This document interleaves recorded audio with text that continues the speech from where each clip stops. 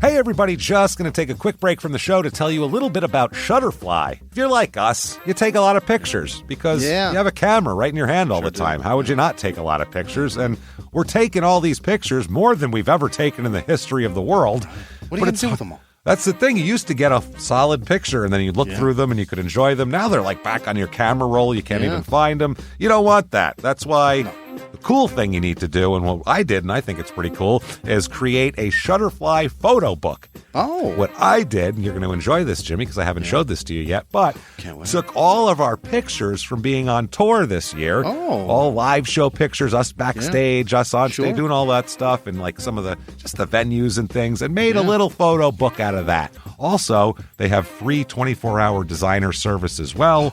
With their 24-hour designer service, a professional designer is going to lay out the book for you for free in just a day. Make something that means something with Shutterfly. Enjoy 40% off orders over $29 with promo code SMALLTOWN. See site for promotional details. And now back to the show.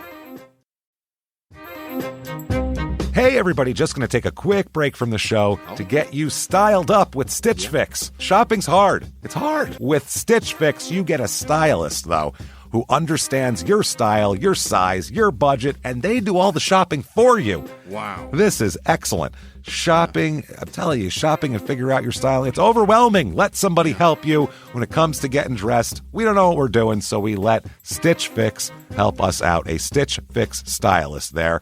They know what works on us. We get the prices that make us look really good, and it feels good. You get some confidence boost walking around knowing that you're looking decent here. Oh, yeah. Yeah, we just give the stylist our sizes, style, budget preferences. We order boxes when we want, how we want, no subscription or any of that required. And they send called Just For Me pieces as well. Like, maybe you'd like this, and it's awesome. Outfit recommendations, styling tips. You keep what you love, you send back the rest. It's super easy. Yep. You can do it, and we are doing it because it's excellent. Personal styling for everyone. Get started today at stitchfix.com/STM. That's stitchfix.com/STM. Now back to the show. Did you know that parents rank financial literacy as the #1 most difficult life skill to teach? Meet Greenlight, the debit card and money app for families. With Greenlight, you can send money to kids quickly, set up chores, automate allowance, and keep an eye on your kids' spending with real-time notifications. Kids learn to earn, save, and spend wisely. And parents can rest easy knowing their kids are learning about money with guardrails in place. Try Greenlight risk-free today at greenlight.com/Wondery. This week, in Dewey, Oklahoma, we find that maybe the murder apple doesn't fall far from the killer tree. Welcome to Small Town Murder.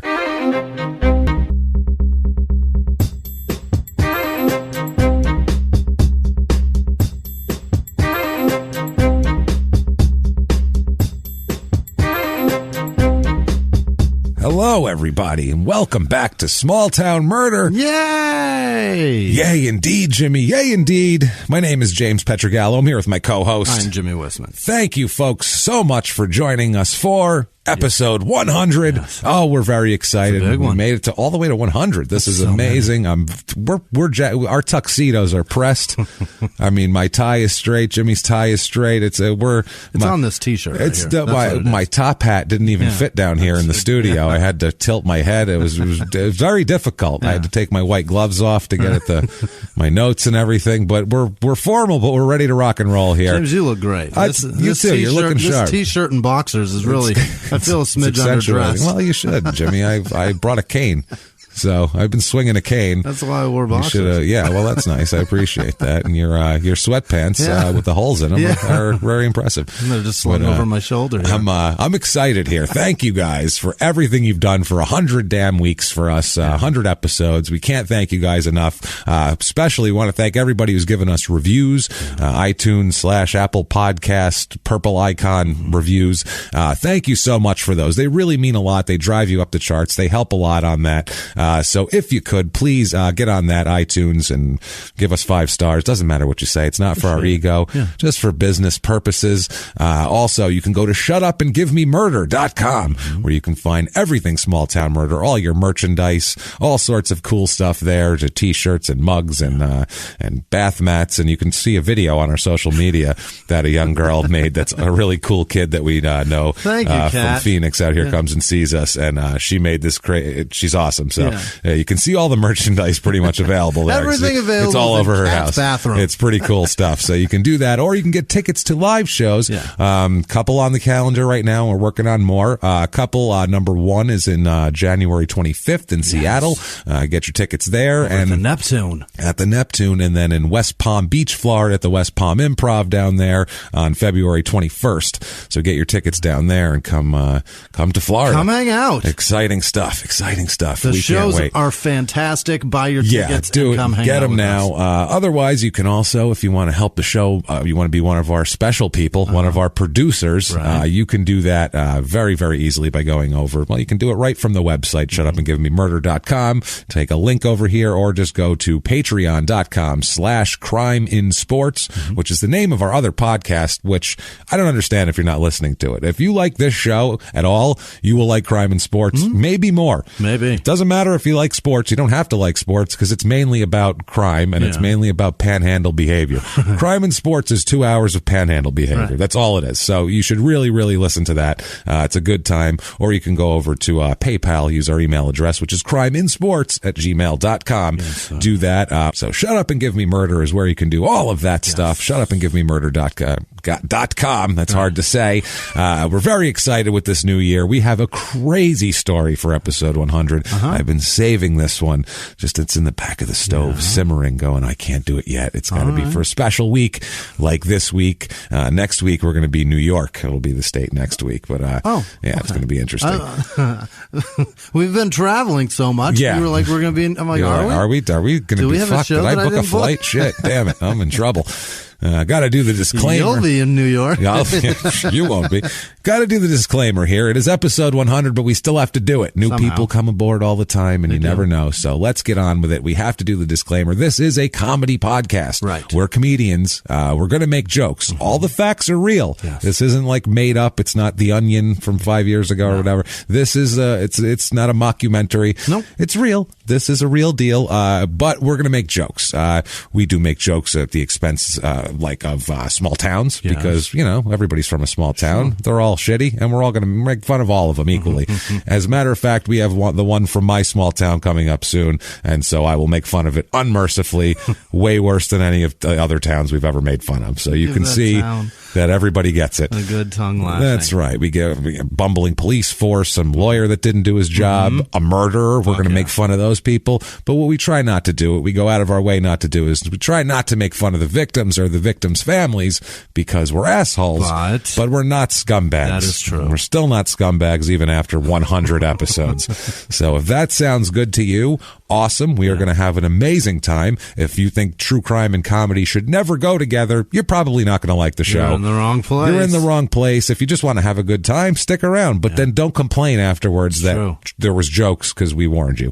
That's what this disclaimer is to warn you that there's humor. So that you're not in the wrong place at the wrong time. That's right. Dateline's a good show. You should listen. Case File, those are good. Listen to those. I don't know what to tell you if you want something dry. But the rest of you, I think it's time to shout from the rooftops, from your cubicles, from the inside of your cars, maybe with the windows closed, we'll see, or open, depending on your weather. Let everybody know it. Tell them, shut up and give me murder. That's right, God damn it. Let's go on a trip, Jimmy. What do you say? Okay, let's head on a trip. We're going to Oklahoma again. We were our last trip to Oklahoma was so crazy in Phillips we haven't been back. that we had to go back because Oklahoma is the middle states. Oklahoma, Kansas has a bunch of a plethora of lunacy going on. I don't know what the hell is going. I don't know if it's the wheat. or what's happening there that's causing this insanity. Goddamn Jayhawks. This is a crazy damn case. That's all I know about Kansas. Damn Jayhawks. I know Dorothy, the Jayhawks, I was gonna say, and fucking Wizard of Oz, and there's a lot of shit growing. It's pretty flat if you drive through it. There's not a lot happening there in terms of topography. Not a lot going on. We're going to Dewey, Oklahoma. Okay. Oh boy, Dewey, Oklahoma. That sounds like hillbilly. It sounds like a made up place. It does. Like where some hero high school quarterback came from in a movie. You know what I mean? It's from Dewey, Oklahoma. It sounds like the setting for a flat top for a sketch comedy where they're just talking about cousin fucking. That's true too. Yeah, some hacky shit from 91. Some hacky bullshit. Well, I fucked my cousin last night. I fucked my cousin this morning and your cousin. What do you think of that? They're double cousin. They're certainly telling the old "How do you circumcise a hillbilly" joke. Oh, absolutely, I would say all the time. It's going to happen. Yeah, there's going to be a scene where somebody is raped but also enjoys it. Yeah, it's going to be bad here. Yeah. Well, this is Dewey, Oklahoma. It's in northeastern Oklahoma, very north Oklahoma. It's like 15 miles from the Kansas border. Okay. So it's way up there, near the northern border, but not in the Panhandle. That's in the western part. Got it. And that's a hardcore Panhandle. This isn't in the Panhandle, but you'll be surprised by that, judging by the behavior. It's about 50 minutes to Tulsa, Oklahoma, 2.5 hours to Oklahoma City, and 3 hours to Phillips, Oklahoma. All right. Our last, Stay the fuck out of there. The scene of the last horror that we witnessed in Oklahoma. Jesus, that was a mess. Sound almost killed me. That was a fucking disaster. As me as I'm researching, I'm like, this happened. That's the one. I think that's the one I laughed the hardest at. That was because there was no. You didn't even have. It didn't need us. Right. We could have posted text with the Apple computer voice reading it, and you would have cracked the fuck up laughing. I could have just posted court document text and speak and spell, and you guys would have been like, "This is hilarious. These guys are geniuses." A speak and spell podcast would probably crush. It might. Crush. You take all the personality out of it, and it would really probably. That's what some people want, especially if it's got foul language. Shut Up, You Whore was the best part of that. Was that a crime and sports, or was that a Small Town Murder episode? I think it was crime and sports. Oh. I don't fucking remember. It's been 100 of these and 150 of those. I have no idea. Of course you were. All right. Well, this place here. That was great. Dewey is in Washington County. Zip code 74006, area code 539 and 918. They can't be held with one one area code in this fucking place. Tiny ass town. They need two. 2.5 square miles. So 2.5 square miles of crammed. Yeah, I don't know why you need that many people. Why you need that many area? Well, I'm sure they're on a border of a crossover, but come on, make it around the town. Figure it the fuck out. Come on, Jesus Christ. Motto of this town, and this is real, right off the website here. Quote: "The city of vision." Oh. That's a little dry. It's also vision. There's no, when you hear about the history, there's no vision here. Right. It's all past. Maybe it means they're close to the top, the north. They can see out of Oklahoma, which is vision. That's positive. Maybe that's it. Yeah, Oklahoma's not known for their forward thinking. A vision of getting the fuck out of here. I have a vision of it, and I see it. History of this town. In 1899, Jacob Bartles, who's a son-in-law of the Delaware Chief Charles Journey Cake, which is Journey Cake. Journey Cake. What is a Journey Cake? I don't know. Journey Cake. That's his name. It's a guy's name. It's his name. Oh, the Chief Journey Cake. Delaware Chief Charles Journey Cake. He packs meat and vegetables together and sends you on with a loaf of Journey Cake. With a loaf of Journey Cake, and then you go your separate ways. Yeah. So and it's a guy terrible named Journey joke. I got you. Myself. I was on board. So. This is Jacob Bartles. Of Bartles and James. I was going to say who was building a wine cooler empire in Middle America at this moment in time. Half of it. Yeah, he had to hook up with, but they were separate places. He's got the strawberry one. His buddy's got the banana one. They had gone their separate ways is the problem, and they're going to get back together. Steve Perry's going to be very excited. Just a small town boy living in fucking North Oklahoma. Living in a lonely world indeed. Yeah, well, I would say so. Has the vision to get out. Needs to get that James guy to mix him in some banana in his strawberry. He's about to make a fortune. Yeah, it's going to be like peanut butter and chocolate. Or he's not going to make any money because we stole that shit. I'm sure. Well, this guy, he purchases a grist mill on the north bank of the Caney River, where Bartlesville is now. Mm-hmm. Very exciting. He then moved his grist mill. What the fuck is a grist mill? I think it's something to do with... so you get the fruit flavor. I think it's wheat. Oh, okay. And then it turns into wine coolers, I guess. I don't fucking know. This guy has nothing to do with wine coolers, by the way, but he does. He does. He has to. I've never heard of any other Bartles. Any other Bartles. And everything's named after this fucking guy, too, as we'll get into. Yeah. Because he's made this town. He moved the grist mill and a trading post 3 miles north to some property that he owned, which became Dewey. Oh. So he made this town. I'll go over there and plant my shit down. I want everything to be named after me. So I'm going to go over here. Except for the town. He built the Dewey Hotel in 1900. Then they popped up a newspaper. They had the Dewey Eagle in 1900 also.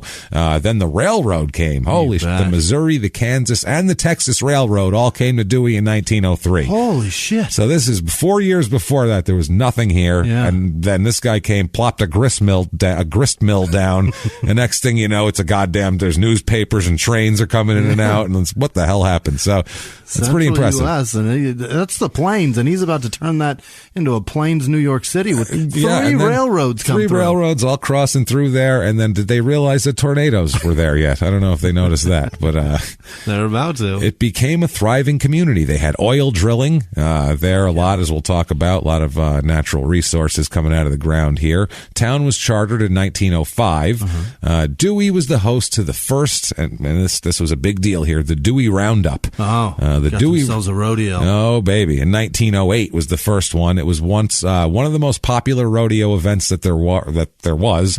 It was that and the Calgary Stampede, which is a big that still happens, and the Cheyenne Rodeo Days, which I believe still goes on too, if I'm not mistaken. The oldest rodeo in America happens here, just so you know. God, that's terrible. Every state probably has claims that they have the oldest. Payson really has it though. Oh, they really? Yeah, Payson's been around forever. It's a great rodeo too. It's a great rodeo. What does that mean? What does that consist I've been there and it's amazing. What does that consist of? A great rodeo. What does that mean? What makes another one better than the other? That's what I mean. But that one's exciting. Okay. How many rodeos have you been to? Let's unpack many. A lot of rodeos. Oh my God, this is awesome. So I can honestly, I've never been to a rodeo. James, Why the fuck am I going to a rodeo? I'm taking you to a rodeo. I grew up in New York. Not very rodeo friendly. It's just not. We're not a rodeo family. Yeah. It's just not that. We're kind of. It's in the spring. We're a sauce on Sunday kind of a family. Now, there's a season. It's rodeo season. Holy shit! It's when they have it. I get out here. I'm not going to get into rodeo out of nowhere. So I don't know. Start rodeoing all of a sudden. Yeah, I don't know what the fuck's going on. How you doing out there in Arizona, James? Dad, I'm rodeoing. Yeah, the fuck is that? I've seen Urban Cowboy before, so I think I have the bull riding mechanics down. It's so much fun. But I don't know. It's fun because you get drunk and you watch dummies be dummies. Shitty to the animals? Or they fucking they do really. bad things to them? It's not like a matador situation. No, I know nothing about rodeos. I remember they were on ESPN before wrestling at like 2 in the afternoon. Yeah. But it's riding broncos. It's riding bulls. It's roping. James, listen to Garth Brooks' rodeo. You'll know all about it. Oh, Jesus. Yeah, I don't know. It's white in the knuckle, James. Gold in the buckle. I have missed a large segment of America. And I can't say that I've missed it.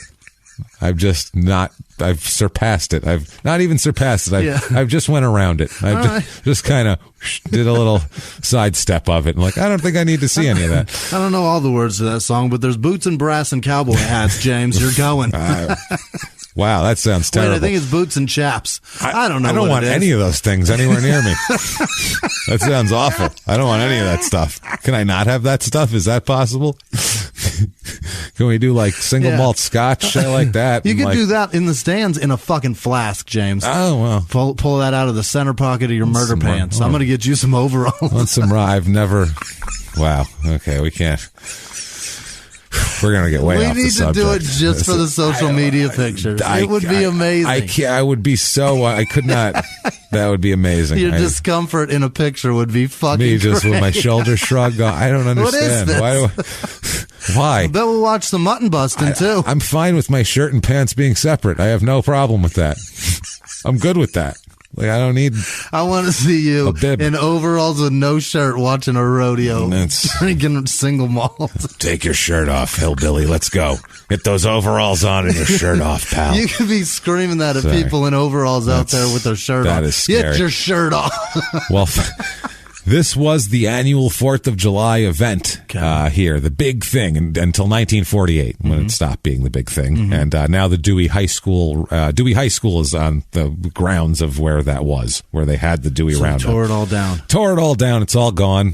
But they did have the Dewey Portland Cement Company. That opened in 1906 and was a major employer in the area. That was like everybody worked at the cement company until the 1950s when they laid everybody off.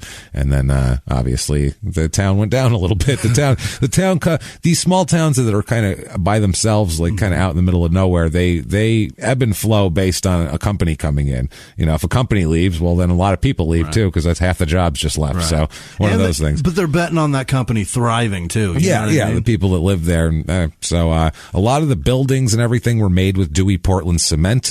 Dewey had concrete electrical poles. They didn't have like regular, that's interesting, metal or wooden like they had back in the day. It's kind of scary because there's rebar in there, which makes that conductive. Well, conductive, and good luck if you run into it with your car. Yeah, that's and also, be fun. You can't climb that. Like, then they're still in use, the concrete electrical poles today. So they got hooks on. Also, Dewey had paved streets and sidewalks before most places did because they had plenty of concrete, plentiful concrete. Plant closed in September 1965, and that was that here. Dirt roads ever since. Dirt roads ever since. In 1907, they had 748 residents. So that's, from nothing to that in less than 10 years. Tom Mix is a guy. You know who that is? Yes, I do. Okay, he's as an actor. He's a famous silent film guy. Yeah, he was the town marshal in 1912 here. This is super weird. It's home. Dewey is home to the Tom Mix Museum and hosts an annual Tom Mix Festival and Wild West show. Combined, they're known as the Western Heritage Weekend. Tom Mix serves as the city's visitor, as the information center. The Tom Mix Museum is it's where you go if you want to know about the town. James, the last 3 words in Tombstone are Tom Mix wept. Oh, that's right. Yeah, he cried at silent. That's right. Yeah. That's right. Okay, you're right. There you go. That's who he is. There you go. Fucking good to have a hillbilly here. So, thank you, Jimmy, for that information. Thank God for my dumb knowledge. Thank God for your knowledge. I knew something. You did. Yay! 100. Hey, episode 100. Like 100 of we these. Did it. Ring the bells. Tom I'll sing Hava Nagila right now. That's my moment. That's awesome. You knew it, man. And I know that line too. I never put together with who the fuck that was, though. I was like, that's, I don't know, his buddy or something. I don't know. It is Movie's his buddy. over. Yeah, apparently so. The vintage concrete jailhouse is called the Tom Mix Jail, and it's by the Dewey Hotel Museum. It's just, to look at some Old West shit, basically. People in this town, 3,499 people reside here nowadays. It's up 5% since 1990. Okay. So I don't know if that's just births or people aren't dying fast enough or what here, but the median age is lower than normal. Usual average is 37 and a half. Here it is about 35 and a half, which is weird. It's weird too because the female population is about 56%, which is way out of whack with normal and usually denotes more old people than here. It's very strange. I don't get it. The age groups that are high are 0 to 4 years old and 75 to 84. That's bizarre. There's a lot of babies and a lot of old people. Old people are churning them out. You got to say, medical science these days, it's pretty impressive when the 75 to 84 class can have all these infants. Yeah. It's going to be rough in 10 years when we have all these orphans, but everybody drooling at the same time. It's going to be beautiful. Married population, right on course. Everything here is pretty much statistically right on course, except for single with children is twice as high as the average, which is there's a little higher divorce rate. Maybe that's it. Also, way high. It's almost 3 times the widow rate here, which would explain the high female population. But I guess every old person that lives here is a widowed female, apparently. It's the only way to calculate the population deal. I'm not sure. Race of this town. This is, wow, it's actually below average in white. All right. What's the first time we've seen that, I think? Oklahoma's the progressive state? No, it's not progressive. We'll find. It's 62.77 is normal for white. Here it is 62.03. Okay. So, right under there. But 1.35% black. It's not black people. 2.27% Asian, so not both well below the averages. Native Americans about 15%. There you go. Which it's usually about half a percentage of half of 1%. And here it's pretty heavy there, and about 10% Hispanic. Okay. So religion in this town, Jesus Christ, 71.1% of the people here are religious. Oof. That is a lot of religion. That's one would say too much, James. That I'm one. Me. Probably you as well. Very much so. That's a little much religion, I think. That is some Alabama level religion. And speaking of Alabama level religion, 28.1% are Baptists. My Christ. Baptists, the Catholics of the Plains now. What the fuck is this? Baptists, the Catholics of the Plains. The what is Catholics happening? of wherever Catholics are not. Holy shit, that's a lot of Baptists. 2% LDS, 2% LDS, 16.6% other Christian faith, whatever that is. 0.0% Jewish. Like, no, thank you. No, thank you. Not a one. We're good. Out of 70% religious, not Jewish. None of them are. The Jewish persuasion. That's not there. 0.0% Islam as well. It's pretty Christian. Let's just put it that way. It's all Jesus all the time. It's all Jesus. This is the Jesus channel. Yeah. It's funny, too, because listen to these numbers. 71.1% are religious, okay? 71.1%. The voting here in the last election, 71.2% voted Republican.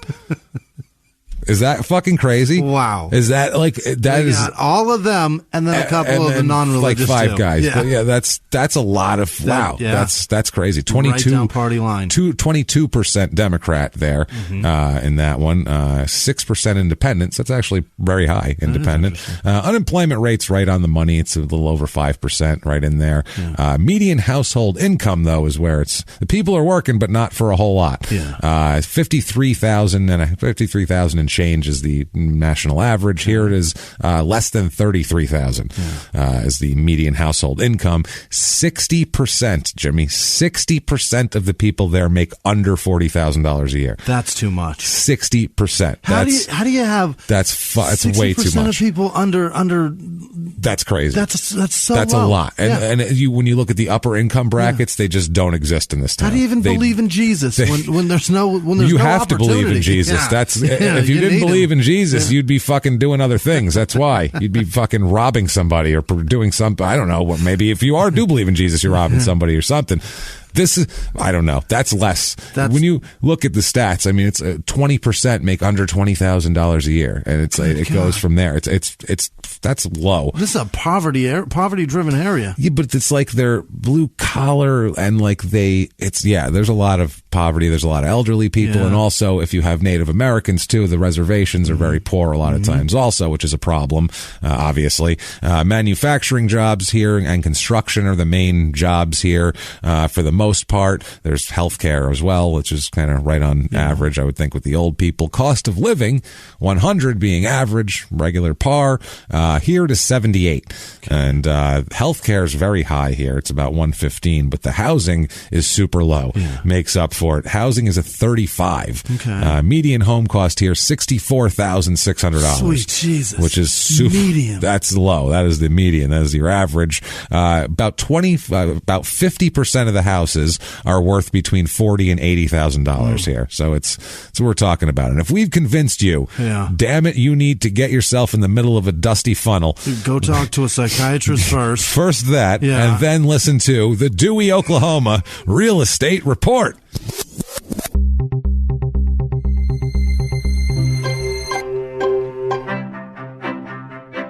Your average 2-bedroom rental here is about $760. It's about $1,240 on the national average, so that's low, but the houses are so much cheaper. I don't know why. If you have any credit at all, buy a house here. I found a 3-bedroom, 2-bath, 2,000 square foot house. Needs some work, but bones are there. $49,900. What is that? For 2,000 square feet. That's 2,000 square feet. It's a 2,000 square foot house for $50,000. I found 3-bedroom, 2-bath, 1,132 square feet, and this one's like nicely appointed. It's, you move in ready. $64,900 for a little family home, nice little family home. And then I found this thing here. If you want to stretch out, you've done well somehow. You owned the concrete factory. I found a 3-bedroom, 4-bath, 4,637 square foot house on 20 acres. It's handicap accessible, the whole home, and it has 2 horse shelters on the property and a quote gigantic garage. $445,000. Wow. Which somewhere else would cost you way more than that. Yeah, way more than that. That sounds great. Yeah, things to do. This is the one here, Jimmy. Yeah. Never mind the rodeo. Yeah. Dewey Duck Derby. What do you do there? We're talking about. It's a rubber duck race held on the 4th of July, which when they used to have the rodeo. Right. Instead, now they have this. It's a fundraiser for the fireworks display presented on the 4th of July. You know how you guys enjoy those fireworks? Well, you're not having them unless you pay for this stupid duck race. Sorry, duck races. It takes precedence. People, quote, adopt the rubber ducks. They sponsor them, basically. Then the ducks are set loose. Obviously, they do their thing. The first few ducks, they medal. They have duck medals. They earn prizes for their adopted owners, which is called gambling. Right.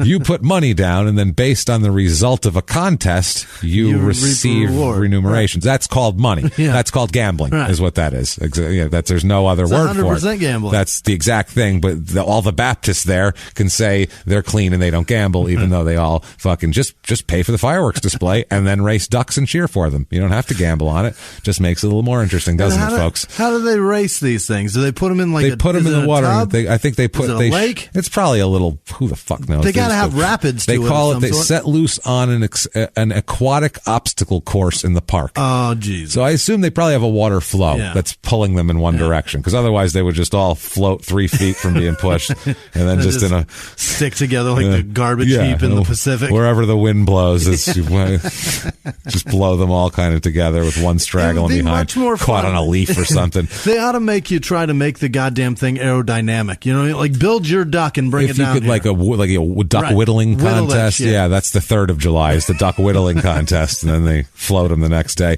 It claims here that, quote, this is a fun and exciting event for all ages, exclamation point. Lying motherfuckers. I'm believing it. I don't know. I'm ready to go. The historic Dewey Cemetery, this is on their things to do, by the way, from the town, is located here on Highway 75. There's headstones from as far back as 1899, which isn't that far back for headstones. From New York, I've seen them from the 1700s, and anywhere, pretty much everywhere has them. Yeah. The graves of notorious bank robber Henry Starr, who is the nephew of Belle Starr, I don't know who either one of these people are, can be found at the cemetery, and the mausoleum of the Bartles family. All right. Who founded Dewey. Yeah. Can also be found in the cemetery. Pour out a couple wine coolers for him. Pour him on the floor, baby. That's right. We'll call James up and have a party. What was, it was Frank Nelson. Never mind. I was trying to think of the babyface guy. Oh, yeah. That wasn't. Definitely Neither of these guys. No. Nobody cares. No, this is some Oklahoma famous, probably. Who knows? Crime rate in this town. We're interested in. I'm aspiring to be Oklahoma famous.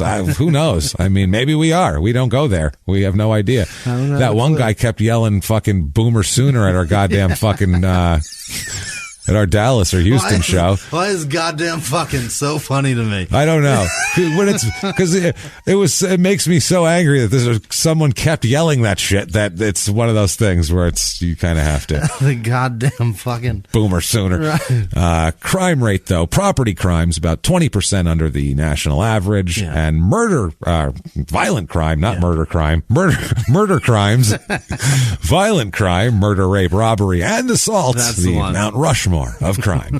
It's about 20% under the national average as well. So Low crime rates. Okay. Small town. Now, the murder in this town, this episode is fucked. Let's just say that right on the start. I was going to have these, better adjectives for it, but that's the one. It's much better. It's crazy. There is... When we get done with a murder and, things go, that's not the end of it. There's more. Okay. Trust me, there's a lot more, and it's not just court stuff. When you think he's not going anywhere, he's going somewhere, and then there's more, and then there's even more than that. Unbelievable. It keeps giving, and then at the end is maybe the craziest shit of all is the very end of this episode is one of the last lines of it. So you got to stick around. There's some of them better than Tom Mix Wept? Dude, this is better than Tom Mixed Wept. As far as a lunatic goes, yeah, this is crazy shit. So the first guy we're going to talk about here, let's talk about a guy named Daryl Wayne Hill. Okay, Daryl Wayne Hill, and we'll tell you what all happens to him in his life a little later, but in the end. But Daryl Wayne Hill is born in 1940. He's from Sperry, Oklahoma. He had a shit childhood. Yeah. He grew up with some, from the 40s and 50s in Oklahoma, rural area. Yeah. His father was a criminal from day one. Yeah. Always a criminal, always in schemes and scams, and he was like a Central Plains gangster, basically, like a low-level shit mafiosi from the wheat fields. Sperry. Sperry, is it spelled Sperry like the shoes? Sperry. Yep, I don't know what the fuck Sperry shoes are. Sperry shoes, like they're fucking, I don't know, they're old people shoes. Oh, well, that's probably why I don't know that. Catch me back in like 30 years and I'll be like, yeah, let me look on my shoe. There, hold on. Wearing a tracksuit and Sperry's. Probably, yeah. Hey, what the fuck? Why not? We both will, Jimmy. What are you talking about? Well, you're damn right. That's right. I'm wearing Clark's right now. They sound I'm comfortable. Close. They sound comfortable. So,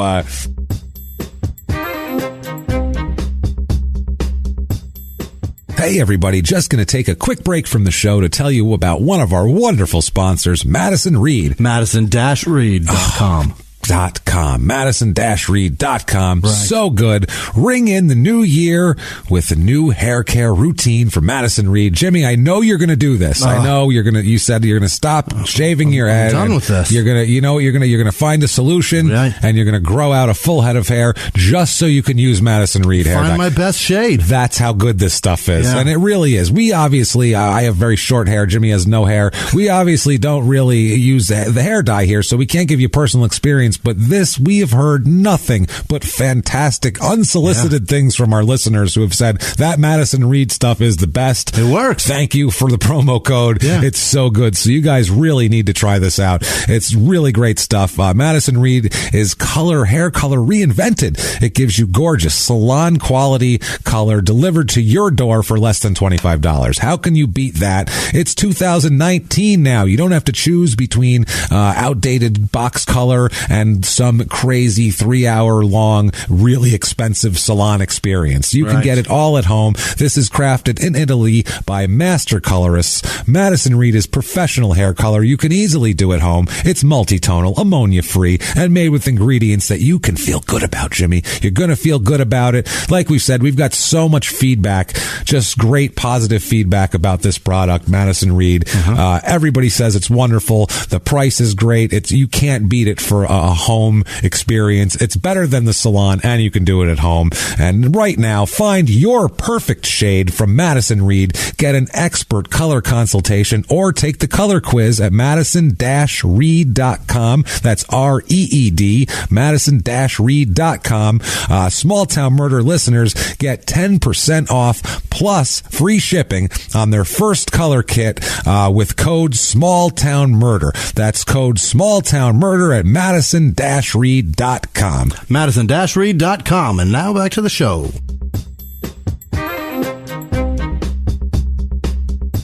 Yeah, his father was a criminal, and also his father ended up drawing Daryl into the criminal life here. Yeah. And it's never good when your father brings you into crime. Yeah, that's always bad. Whenever I see these, the old mob guys, and it's like, their dad put him on to crime, and I'm like, what are you fucking doing? Yeah. I get that that's what you're doing, but that that's probably not the best thing. Yeah.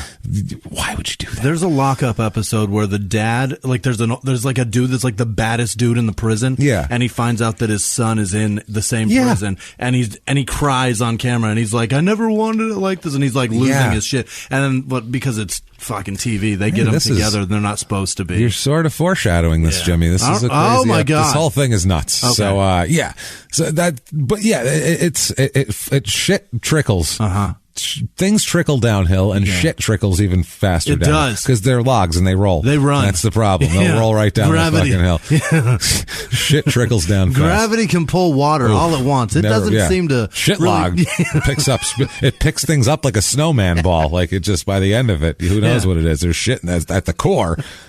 There could be leaves and flowers on the outside. You have no idea, but inside, it's just a shit core. There's a Ford F-150 attached to that thing. That's it. It doesn't matter. The center is just a shit log. It's just it's like a nougaty center of shit. That's the problem.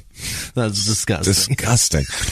So, Darryl Hill here, when he's 21, he marries a 17-year-old girl, which in 1961 was not considered weird at all. That was considered, that was a close one. She was almost an old maid. Thanks for not molesting a minor. Well, she was almost an old maid. She's got a 14-year-old sister. Do you have any brothers? Any older brothers might want to take her on? Because we got to get her knocked up here. Yeah. This is Oklahoma in the fucking late 50s, early 60s. Her womb's as dry as the land.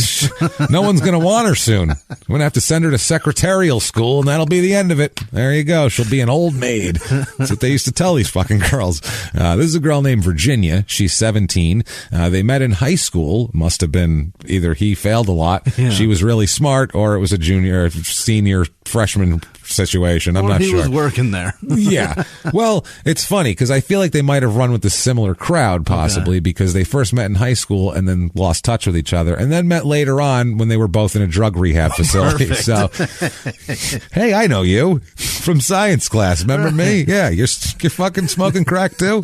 Although they weren't smoking crack back then. But this is so weird. I'm sure maybe junkies, I'm sure. Probably. Because that's what you'd go to rehab for back then. Back then? Yeah. That's just... you'd have to be like... You'd have to be on... Have a needle sticking out of your arm. Maybe, definitely not coke, not in Oklahoma. Not yet. No, that shit didn't get there till, I don't know, 2 weeks ago. Yeah. I think they just got coke. It's on its way. Probably it's on. Guys, to find out everyone in Oklahoma, any minute now, you're going to get cocaine. And it's going to be crazy. It's going to be crazy for a while. And about 20 years after that, people will start making crack out of it, and you'll catch up eventually. But just watch out, guys. Wait till you guys find out about pills. Oh, you're going to go nuts. Well, that's what they know about there, because that's there, but not the coke yet. 1962, after they meet, Virginia gets pregnant. So yes, they get married, and then other way around. She gets pregnant, they get married. That makes sense. Problem is, they both continue to use every drug they could find at the time, which is amphetamines, which amphetamines back then were just over the counter. Yeah. I mean, you could get... If there was if you watch TV, like old commercials, they're all for pep pills. Yeah. They're all for a housewife sitting there going, the whole house is clean, dinner's ready, and I look great. My husband gets home. All I have to do is take these little pep pills. Look at me, I'm skinny too. And then she like vacuums off quickly, and you're like, holy fuck. Right. And that was speed. Right. That's what they gave people. Also weed, alcohol, Secanols, which is a barbiturate, that was popular in the 60s. Very popular with bikers in the 60s. That was like the Hells Angels choice drug was Secanols. That was, if you read Hunter Thompson's book, Hell's Angels, like everybody, he's like talking about different guys. He's an all right guy during the day, but come dusk, he starts taking handfuls of Secanols and walking around looking agitated, and you don't want to get in his fucking way at that point. Why take drugs that make you like that? I don't know. That's what I would wonder too. Fun. Well, the point is, the guys he was talking about, I think probably had shitty upbringings where this was just all part of it. You know, it was all part of one big cocktail that was being shaken and stirred at the same time. Or this just makes them themselves. Yeah. No shit. Also, they had cocaine from back then, whatever their version of it was, heroin as well, and even moonshine whiskey. Fuck yeah. Whatever they can get their fucking hands on. Also, they used something they called Valo, which was a nasal inhaler that they would inject 4 or 5 times a day with amphetamines in it. So, obviously, that's the way you want to ride your pregnancy out. Fuck yeah. And, Yeah, but they did this together, and they just pretended like it wasn't a thing. I mean, back then people would smoke and drink and shit when they were pregnant. But staying fucked up. Yeah, they'd have drinks and smoke, and kids were for the most part fine, but they weren't fucking doing heroin and moonshine and Seconal and shit. That's, I don't think, good for your kids. Probably not. They had a baby on March 17th, 1962. Addicted to what? St. Patrick's Day. Well, he was born on St. Patrick's Day, so take your pick. Who knows? They named him Billy. They named him Billy, and because he was born on St. Patrick's Day, they threw a Patrick in there. Yeah. So he was William Patrick Hill. Okay. Billy Patrick Hill. So they said, fuck it, throw that in there. I thought you were going to say they named him like O'Reilly. Yeah. And just foregone their entire last name. They named him McDonald. Right. We're going to give him the most Irish of last names. Let's give him a different last name, because we could flake out at any time. We don't want him tied to us. You know how that works. So little Billy, when he's a month old, his parents have a custody dispute because not a stable couple, one that does, just any drug they can get their hands on all day long. And you add a child into that mix, stress will happen. You can take the straightest, most fucking well-prepared people in the world and you throw a newborn in their laps. There's some stress in that relationship immediately. Anxiety levels rise. Just because you don't want to break it, so whatever. But I don't think they were that concerned about that. But Daryl here tells Virginia that he's taking Billy and leaving. He said, I'm going to take Billy and get the fuck out of here away from you, and you ain't doing shit about it. I think that's kidnapping. That is kidnapping. Yeah. But in the early 60s, that was considered a father who takes care of his children. That was... He's a concerned father, and then they'd backhand the woman, call her hysterical, and give her some pep pills and send her on her way and tell her, I don't know, cheer up, bitch. What do you want from me? Call her hysterical. That's what they did. They call her hysterical, and they'd send her to a psychiatrist who would then tell her to cheer up, bitch, would be the answer to it. And they'd send her on her way with more amphetamines and no answers to her problems whatsoever. And a kidnapped child. Right. That's what the 60s were. And a man on the lam with a child. And as she's sent out, the doctor grabs her ass too on the way out. And he goes, "Not too bad, sweetheart. Work on that. You got a couple extra pounds." And keep that toned. That's what the 60s were like. Horrible shit. You want to fix your life? Keep that toned. I don't know. Smacks her on the. You want to look? Tell you what, that kid's gone. That man and that kid, they're gone. You want to snag a new man? Maybe spit another kid out. I would tone that ass up if I were you. That's my advice to you. Cheer up, bitch. Have a good one. Refer all your friends to me. I'm a great psychiatrist. You feeling better? Feel better yet? Feeling better. This guy advertises for all female clients, 1 visit only necessary. That's it. That's his special. I'll cure any female in 1 visit. Yeah. Just says, cheer up, bitch, and sends her on her fucking way and solves none of her problems. Turn around, let's see you shut up. Yeah. Tells her she's wrong and could drop a couple pounds. That's how that works. Perfect. So, Jesus fucking Christ. Awful. That is Betty Lou Beats callback, by the way.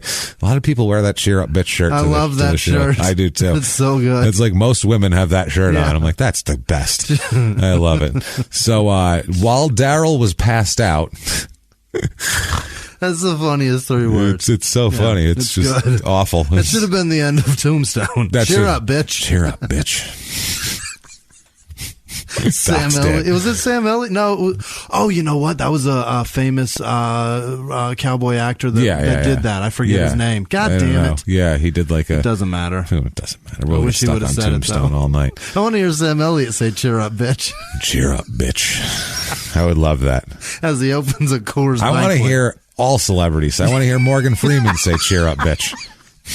Don't you? I do. Don't you want to hear so many of them? Just cheer up, bitch. However, I can't do a Morgan Freeman. I got to get my voice froggy. Cheer up, bitch. Cheer up, bitch. I can't do it. James Earl Jones. Close. I want to tell someone to cheer up. That'd be wonderful.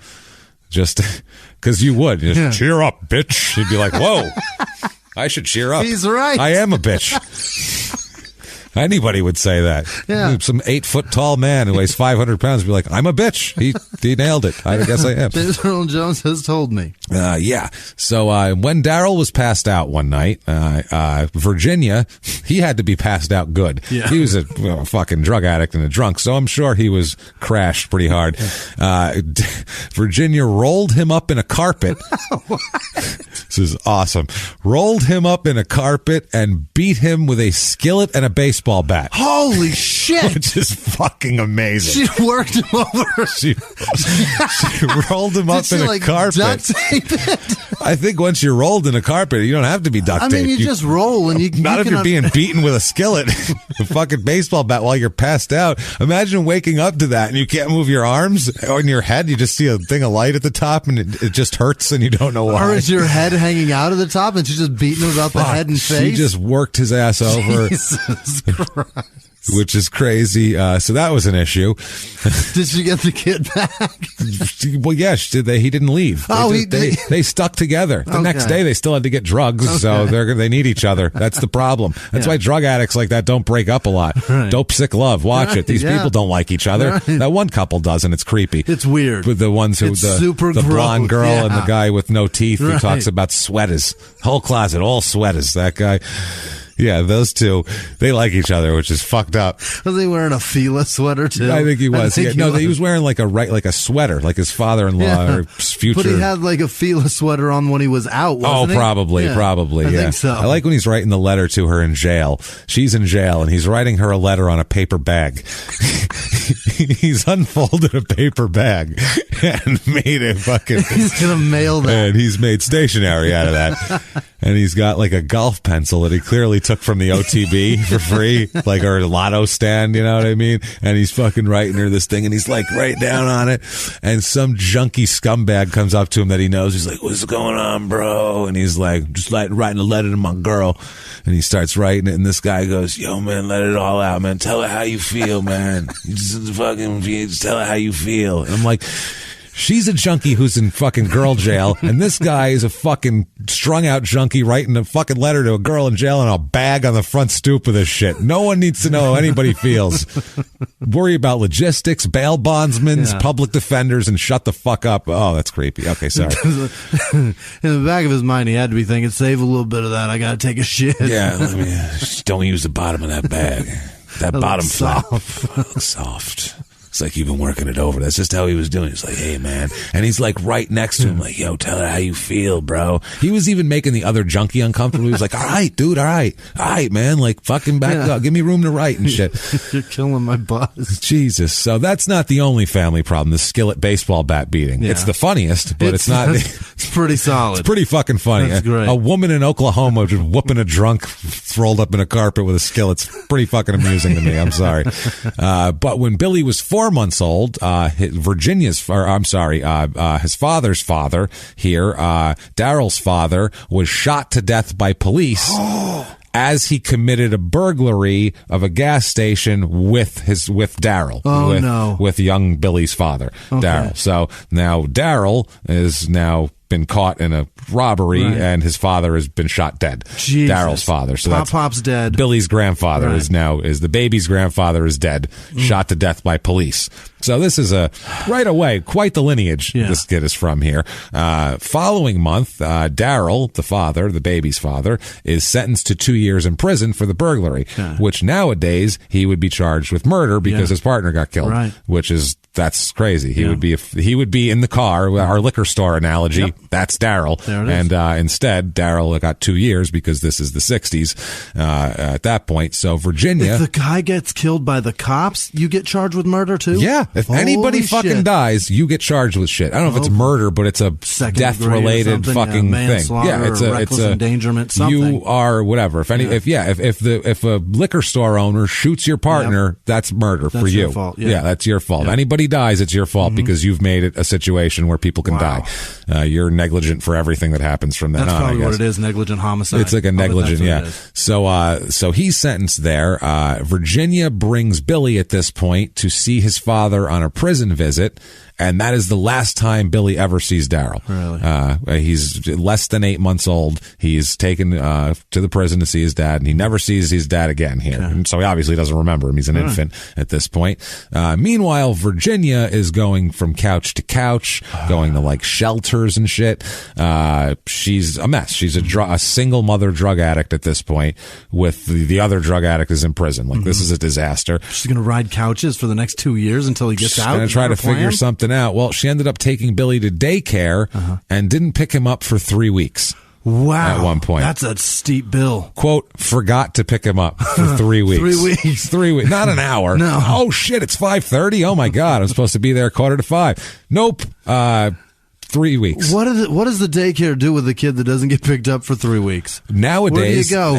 If you're 45 minutes late, they called fucking child services nowadays. But back then, they did nothing. They just held the kid, and then when you came, they went, don't do that again. And they gave the kid back to you. That was a long time. It was a long time. Damn it. We had to beat this kid constantly, but he eventually shut up. Yeah. So, that was a long shift you just worked. Jesus, wow, you've really been burning the midnight oil, eh? Are you a fireman that works 3 weeks off, 1 week off? Right. What is that? Jesus Christ. That's a crazy shift. When Billy is less than a year old, he's a little over 8 months old. Finally, Virginia just gives him up for adoption, which is the best thing that could happen. 8 months old. 8 months old. Okay. The best thing he doesn't remember any of the horrible shit that he's seen, skillet beatings and the like. 3 weeks at a daycare center. 3 weeks at a daycare center, and he's going to hopefully get anything's better than this. Anything. Foster care is better than this, and that's fucking, spotty. That's where he's at. Yeah. So anyway, meanwhile, at this point, Daryl, he gets out of prison and keeps up his behavior, obviously, because what the fuck else is he going to do? If you get arrested committing an armed robbery with your father who's killed in the process, you really, your life is pretty fucked at that point. You're not going to get a square job, probably. You're not going to stop now. What's the point? No. Now, Billy ends up being adopted. Okay. Lucky for him. His name is changed to Jeffrey Timothy Landrigan. Landrigan, we're going to call it. Is it like Land Dragon? It's Land, Rigan. Okay. Landrigan. Landrigan, we're just going to call it. Landrigan. Sounds good. Jeff. Yeah. Good old Jeff. Good old Jeff. Jeff grows up with his his adopted parents. The Landrigans. The Landrigans, yes. You know, the Landrigans. Yes. You know them from church. From the Baptist church, the Landrigans. They got a son named Jeff. Jeff. Yeah. Yeah, there's Jeff. You know that. Board. You know Jeff that. from the Baptist. Yeah, you got it. So he's Jeffrey Timothy Landrigan. Jeff grows up in Bartlesville, Oklahoma. Yeah. Home of Mr. Bartles himself, You baby. bet. Motherfucking Bartles, baby. He goes from Bartlestown to Bartlestown. He's not messing around.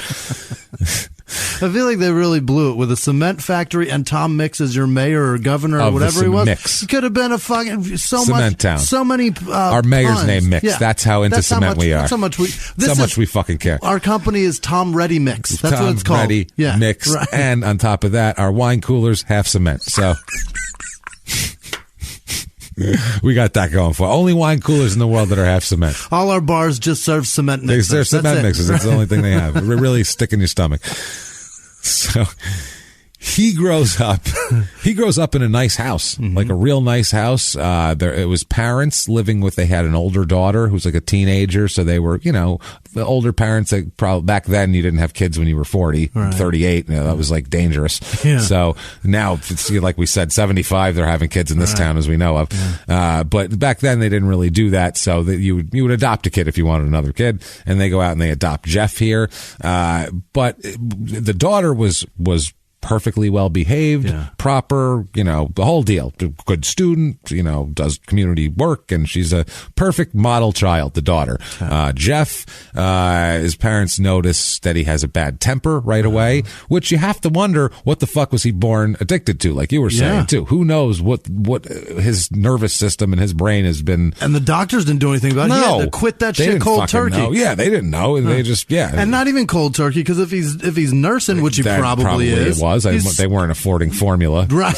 Put it on my tit and then put the needle in the other arm.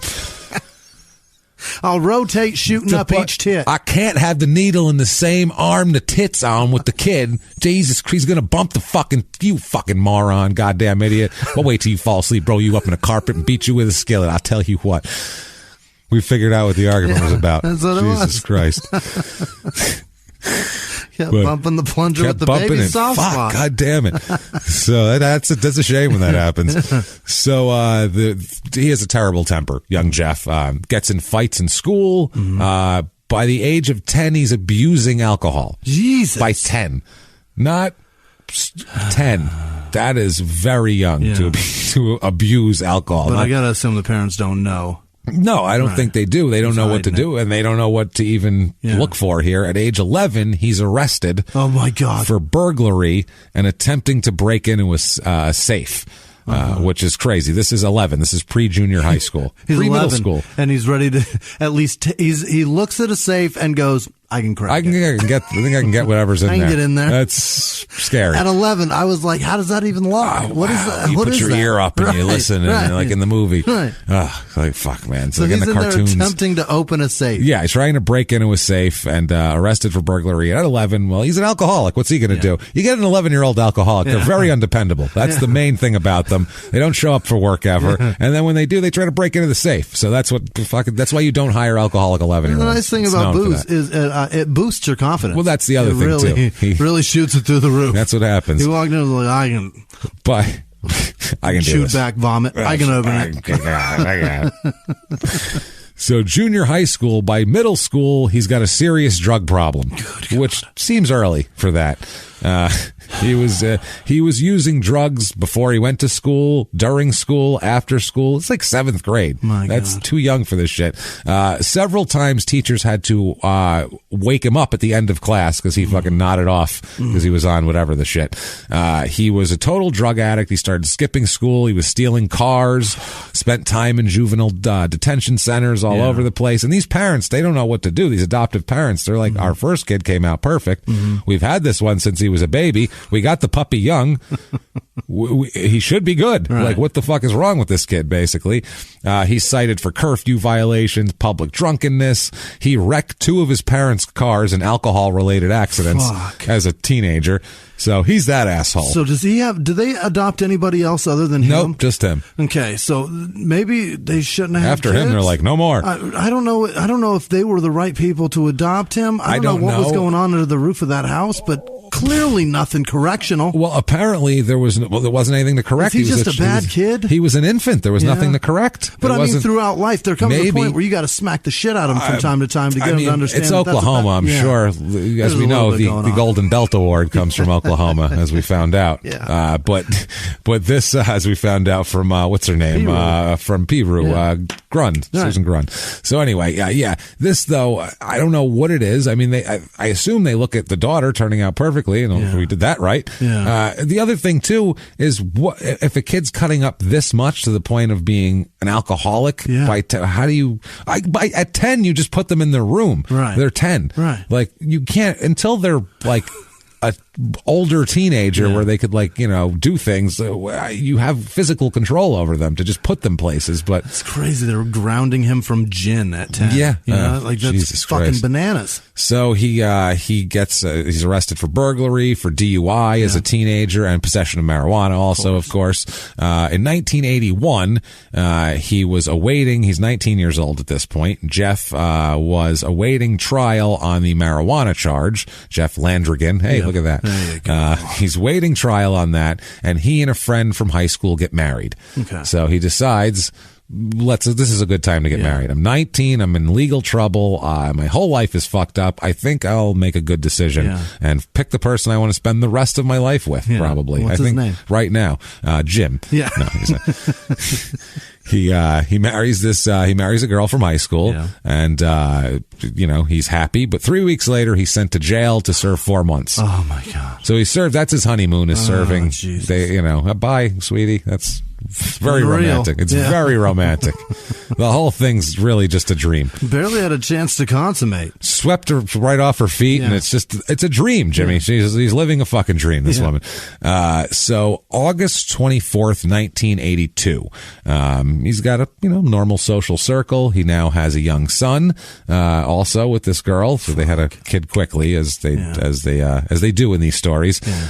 So he's got a lot of friends. He's got a social life like a normal person. He seems to be, he works like whatever menial job, but he has a square job and a wife and a kid, and he seems to be putting together a functional life. He drinks and shit like that, but I mean, he's 20 years old and all that sort of thing.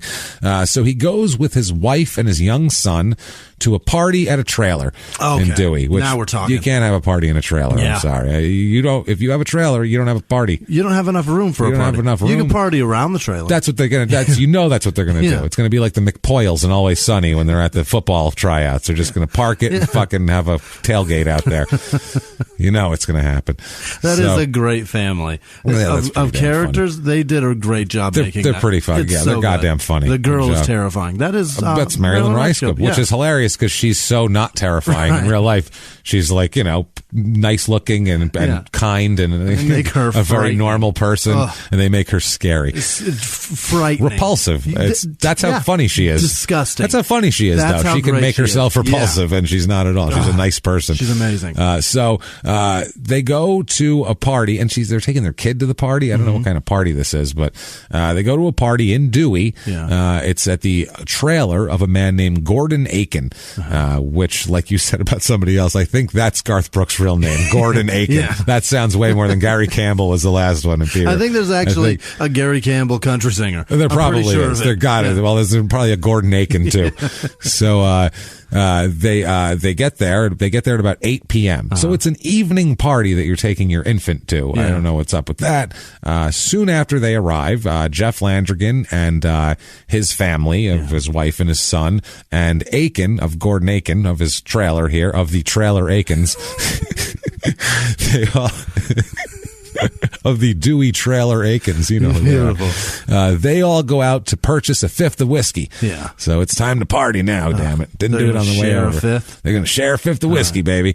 On the way home, back to the trailer park, the group picks up Landrigan's brother-in-law, Robert Martinez, his wife's brother. Yeah. They return to the trailer where Landrigan, Robert Martinez, the wife, everybody's there. A guy named David Dayton, a woman named Donna Favier, and then Jeff's best friend for years, Greg Brown. Okay. This is his best friend. Yeah. They are tight as shit. Greg has recently asked Jeff to be his son's godfather. Great. So they're the tightest tight can be. They're thick as thieves. Thick as thieves. They're the two best friends here in this scenario.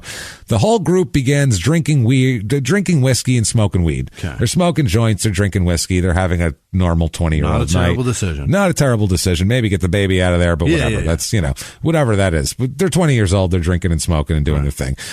So they're all hanging out. Apparently at some point, and this is the problem with when you mix whiskey into a scenario, at some point, Jeff and Greg, the two best friends here, Jeff Landrigan and Greg Brown, begin calling each other names and start needling each other. Yeah. And then sometimes it's friendly, good-natured ball breaking and shit like that. But then they start calling each other a punk and shit like that. Okay. That's when it's starting to get serious here. They begin arguing over who could win in a fight. So this is a stupid argument that 20-year-old drunk guys have. Yeah. Of they don't want to fight. They have no disagreement other than who would win in a fight. That's insane. Think about how pointless that is. It sounds, I've done it a million times. Yeah. I've had the argument. The fact that it would escalate farther, but it's like we don't have a beef to even figure it out. What's the difference? Like, it doesn't make a fucking difference. Apparently, though, this really started to get out of hand, and they really started to argue. Apparently, what was told at first, Jeff Landrigan started to leave, and Greg Brown pushed him against the trailer wall and told Jeff, quote, "If you want to settle the argument, we can take it outside." Okay? So this is what I mean. This escalated from, "Will you be my son's godfather?" past this joint to "let's fight outside," kick your ass. When they have no beef whatsoever. They literally have no argument with each other. This is fucking nuts. It's crazy. So Brown goes outside. Greg Brown goes outside. Jeff Landrigan follows him out there. Now, according to Gordon Aiken, Landrigan at this point was holding a knife behind his back. He had a knife behind his back that Greg Brown could not see. So Gordon Aiken says that Jeff rushed or Gordon Aiken at this point, I'm sorry, he didn't say. Gordon Aiken rushed to the bedroom to get his rifle at this point because he thought shit was going to get out of hand. So he figured, I'm going to escalate it even further. Yeah. We're going to have fisticuffs and possibly knife play. Let's throw bullets into the equation. May as well. Or he just, I don't know if he thought he was going to fire a shot in the air and go, everybody calm the fuck down, and be like an old-timey cowboy or something. But, he goes back to get his rifle. In the meantime, though, while he's going to the trailer bedroom and back, Jeff lunges at Greg Brown and stabs him in the chest at some point. Aiken gets back to the living room with his rifle, and then another guy there, the Dayton guy, he takes the rifle and points it. He grabs it away from Aiken because he saw what happened, and he was like, I'm going to... I got this, because Jeff was going to have to go, what happened first? And then this guy's like, I'll take care of this shit. He points it at Jeff and says, back up or I'm going to blow your head off. Yeah. Which is a pretty straightforward threat. So at this point, Jeff takes off and escapes between two cars. Meanwhile, his wife and infant are here. They're there, right. First, don't fight in front of your... whoever you're bringing with you. That's stupid, number one. And never fight if your baby's present. Never ever. That's fucking always bad. Yeah. Or your child of any age. Let's just say that. Don't fight in front of your kids. And, if you do fight in front of them, how about don't stab people? You're setting a bad example. Let's just say that here. So setting the tone you're tone for quite the life. Yeah. So Jeff Landrigan dips out and escapes between two cars while Greg Brown collapses on the ground back where they were. Landrigan runs away from the trailer park and runs into the machine shop, nearby machine shop of a guy named Alvin Burns, and he just tells Burns, quote, "I just wasted a guy," which I don't know why you'd tell us. No. Hey, how's it going? You could say somebody just tried to rob me, or there's a lot of ways you could say, wasted a guy. I just wasted a guy. Whoa, well, can I get you anything? Drink? Would you like a water? Anything at all? Fuck, it's a machine shop, so I'm sure they have a TV from like 30 years ago with a bad talk show on. You can sit and watch that. Or it sounds like that's a good opener for if you need some shit. That's not bad. Yeah, I just wasted a guy. Right. How can I help you? Whatever you need, sir. Shit. Can I get you some machine parts? Because that's what I do here. I'm great at machining shit. You need anything machine? Because I got it. I can make parts. Right. He tells him he wasted a guy, which is fucking interesting. Yep. This is goddamn crazy. So he ends up being talked to. Obviously, the police pick him up, because he did this in front of 6 people that all know who he is pretty clearly. Greg Brown dies from his stab wounds, which is, that's murder. That's murder, you could say. He is being interviewed. Jeff Landrigan's being interviewed by Washington County Under Sheriff Jim Epler, and this is amazing. He said, "What happens?" And this Jeff Landrigan just comes out right away from. He's the most honest asshole we've ever had. The undersheriff's name is Jim Epler, and this is the quote from Jeff. Quote, "Jim, I tried to kill the motherfucker. I don't take that shit off nobody. I cut him twice. I think I cut him twice." End quote. Jim, listen. Let me tell you something, Jim. He said that shit like somebody doing an interview after a sip of with coffee. Diane Sawyer. I said, "Listen, Diane, let me explain why that shit's hot. Why that domestic violence happened in my home and why I shouldn't be kicked off my TV show. Listen." She was younger than I thought she was. And I punched that bitch. This is I punched her twice. Jim, I tried to kill the motherfucker. Can we just put our car? Listen, Jim, let's. Pray tell. Jim, let's not fuck around. Listen. Jim, who are we kidding here? We're both adults, aren't we, Jim? Love the Christmas card last year, terrific. Jim. Listen. Like that tie, Jim. Where'd you get that? Is that silk? That's terrific. Now let's get back to this case. Jim, tried to kill a motherfucker. I tried to kill that motherfucker. Did I tell you that? I don't take that shit off nobody. I cut him twice. I think I cut him twice. I'm not going to lie to you, Jim. Solid statement. It's going to be tough at trial after you say that. How old are the kids, Jim? How are the kids? By the way, Betty, tell her I said hello, because that Betty, her pie last year at that gathering, unbelievable. Melts in your mouth. So that bitch is really cheered up. She's cheered up. We're happy. So this goes to trial, obviously. Right. They think they have a pretty good case against him. Bunch of people that he knows very well watched him do it, and then he told the undersheriff, Jim, I tried to kill that motherfucker as best I could. Obviously, right. So at trial, Jeff testifies on his own behalf.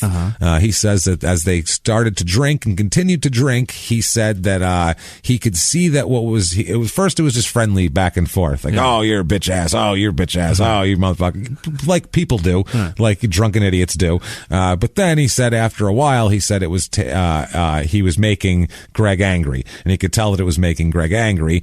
So he says that as he was leaving, Greg grabbed him by the throat and threatened to whip his ass. Yeah. Now, the other guy said he pushed him, grabbed him by the throat, whatever. They were drunk. Doesn't really matter. Jeff said the men went outside. He also said that he attempted to go back into the trailer, but somebody pointed a shotgun in his direction. It was actually a rifle, and he has his time frame mixed up because that was after the stabbing. Got it. He says, I tried to go back inside and get away from it, but a guy had a gun telling me to walk out. Yeah. Meanwhile, it was afterwards when he had a knife behind his back is when they went to get the gun. Right. So he just flipped his time frame around here. So he said that after that point, he couldn't go in, and he had no other choice. So he said, Jeff says that he jumped at Greg Brown. He said, but he didn't know he had a knife in his hand when he hit the victim. Now, how do you forget that? He went from Jim. Yeah. Listen, Jim. Jim. I tried to kill him, motherfucker. Tried to kill my bare hand, the motherfucker. Punching him in the chest. I tried to kill the motherfucker. I cut him twice. I think I cut him twice too. I forgot from the time I had a knife in my hand, right. I forgot from that time to the time it made contact with this man's chest. Would you look at that? I got a knife. Oof, man, my memory is not to be counted on for shit. I wouldn't believe anything he said. Where'd you wake up this morning? Yeah. Wait, don't even bother. Could be anywhere. I've forgotten. Pray tell. Jim. So he says that Brown, though, at the time, he had a knife. Yeah. So now he's claiming that I didn't know I had a knife when I stabbed him, but I know that he had a knife, even though no one else fair saw fight. That he had a knife. He went out to have a fair fight. Right. And, it's a fair fight. We was legal. Fair fight. We was legal. But instead, he ends up getting stabbed by this guy who apparently did not want to have a fair fight. So the verdict here, Jeff is, like I said, this is the very tip of this iceberg. Yeah. Jeff is found guilty of first-degree murder. In Oklahoma. During sentencing, that's not too kind either to him. You, sir, may fuck off. He is sentenced to death. So holy shit. Usually that's the end of the story. Yeah. Or at least it's like, well, there's an appeal and stuff like that, but that's the end of the outer world story. Yeah. It's all prison and court now. Nope, not this one. What the there's shit? There's a shitload he got more. Death and there's more? Oh, there's a lot more. Okay. Jimmy. There's a fuckload more. So he's sentenced to death in Oklahoma, which is usually pretty... That's swift. You're set. Yeah. You're it's out the back door. Yeah. I think justice is very swift. It's there. The trial court here during this whole thing, they issued instructions on both murder in the first and murder in lesser degrees, manslaughter and all that. Manslaughter in the first degree was one of them. So on appeal, Jeff here raises 3 assignments of error. The first one, this is interesting here. He asserts that the trial court committed an error by commenting on the credibility of 3 key state witnesses. Each of the witnesses, which were Gordon Aiken, the Dayton, and the Donna Favier, had previously testified that the gun that Dayton had pointed at Jeff was unloaded. And later in the trial, they all ended up admitting that the gun was loaded, which I don't know what difference that makes. In the fact that he doesn't know either way. You know what I mean? It doesn't matter. He stabbed a guy. Right. So after the fact, I don't know what the difference is. She wasn't shot. Yeah. You know they're trying to say that these 3 are liars and their eyewitness testimony can't be counted on because they lied about the loading of a gun. So maybe they lied about who had a knife and who stabbed who and who did what. So that's what they're trying to say, basically, which is kind of fair. Yeah. I mean, it's you impeach their credibility when they all have to go on the stand and go, yeah, I lied earlier on the stand. Yeah. It's tough to go, well, then what else did you lie about, So they ended up doing that. Also, and I guess the trial court, in their opinion, like said out loud that they still found them still found them to be credible and trustworthy. Yeah. So it was one of those things. It wasn't good here. The trial judge, according to this appeal here, made several extemporaneous comments before the jury, leaving no doubt to his opinion of the witness's credibility. In his final remarks, he said, and they say the essence of his opinion can be embodied here. After hearing you three young people testify, I believe I can see why you misstated the truth, but the law is to be respected, not feared. The law is on your side. I think you've learned that here today.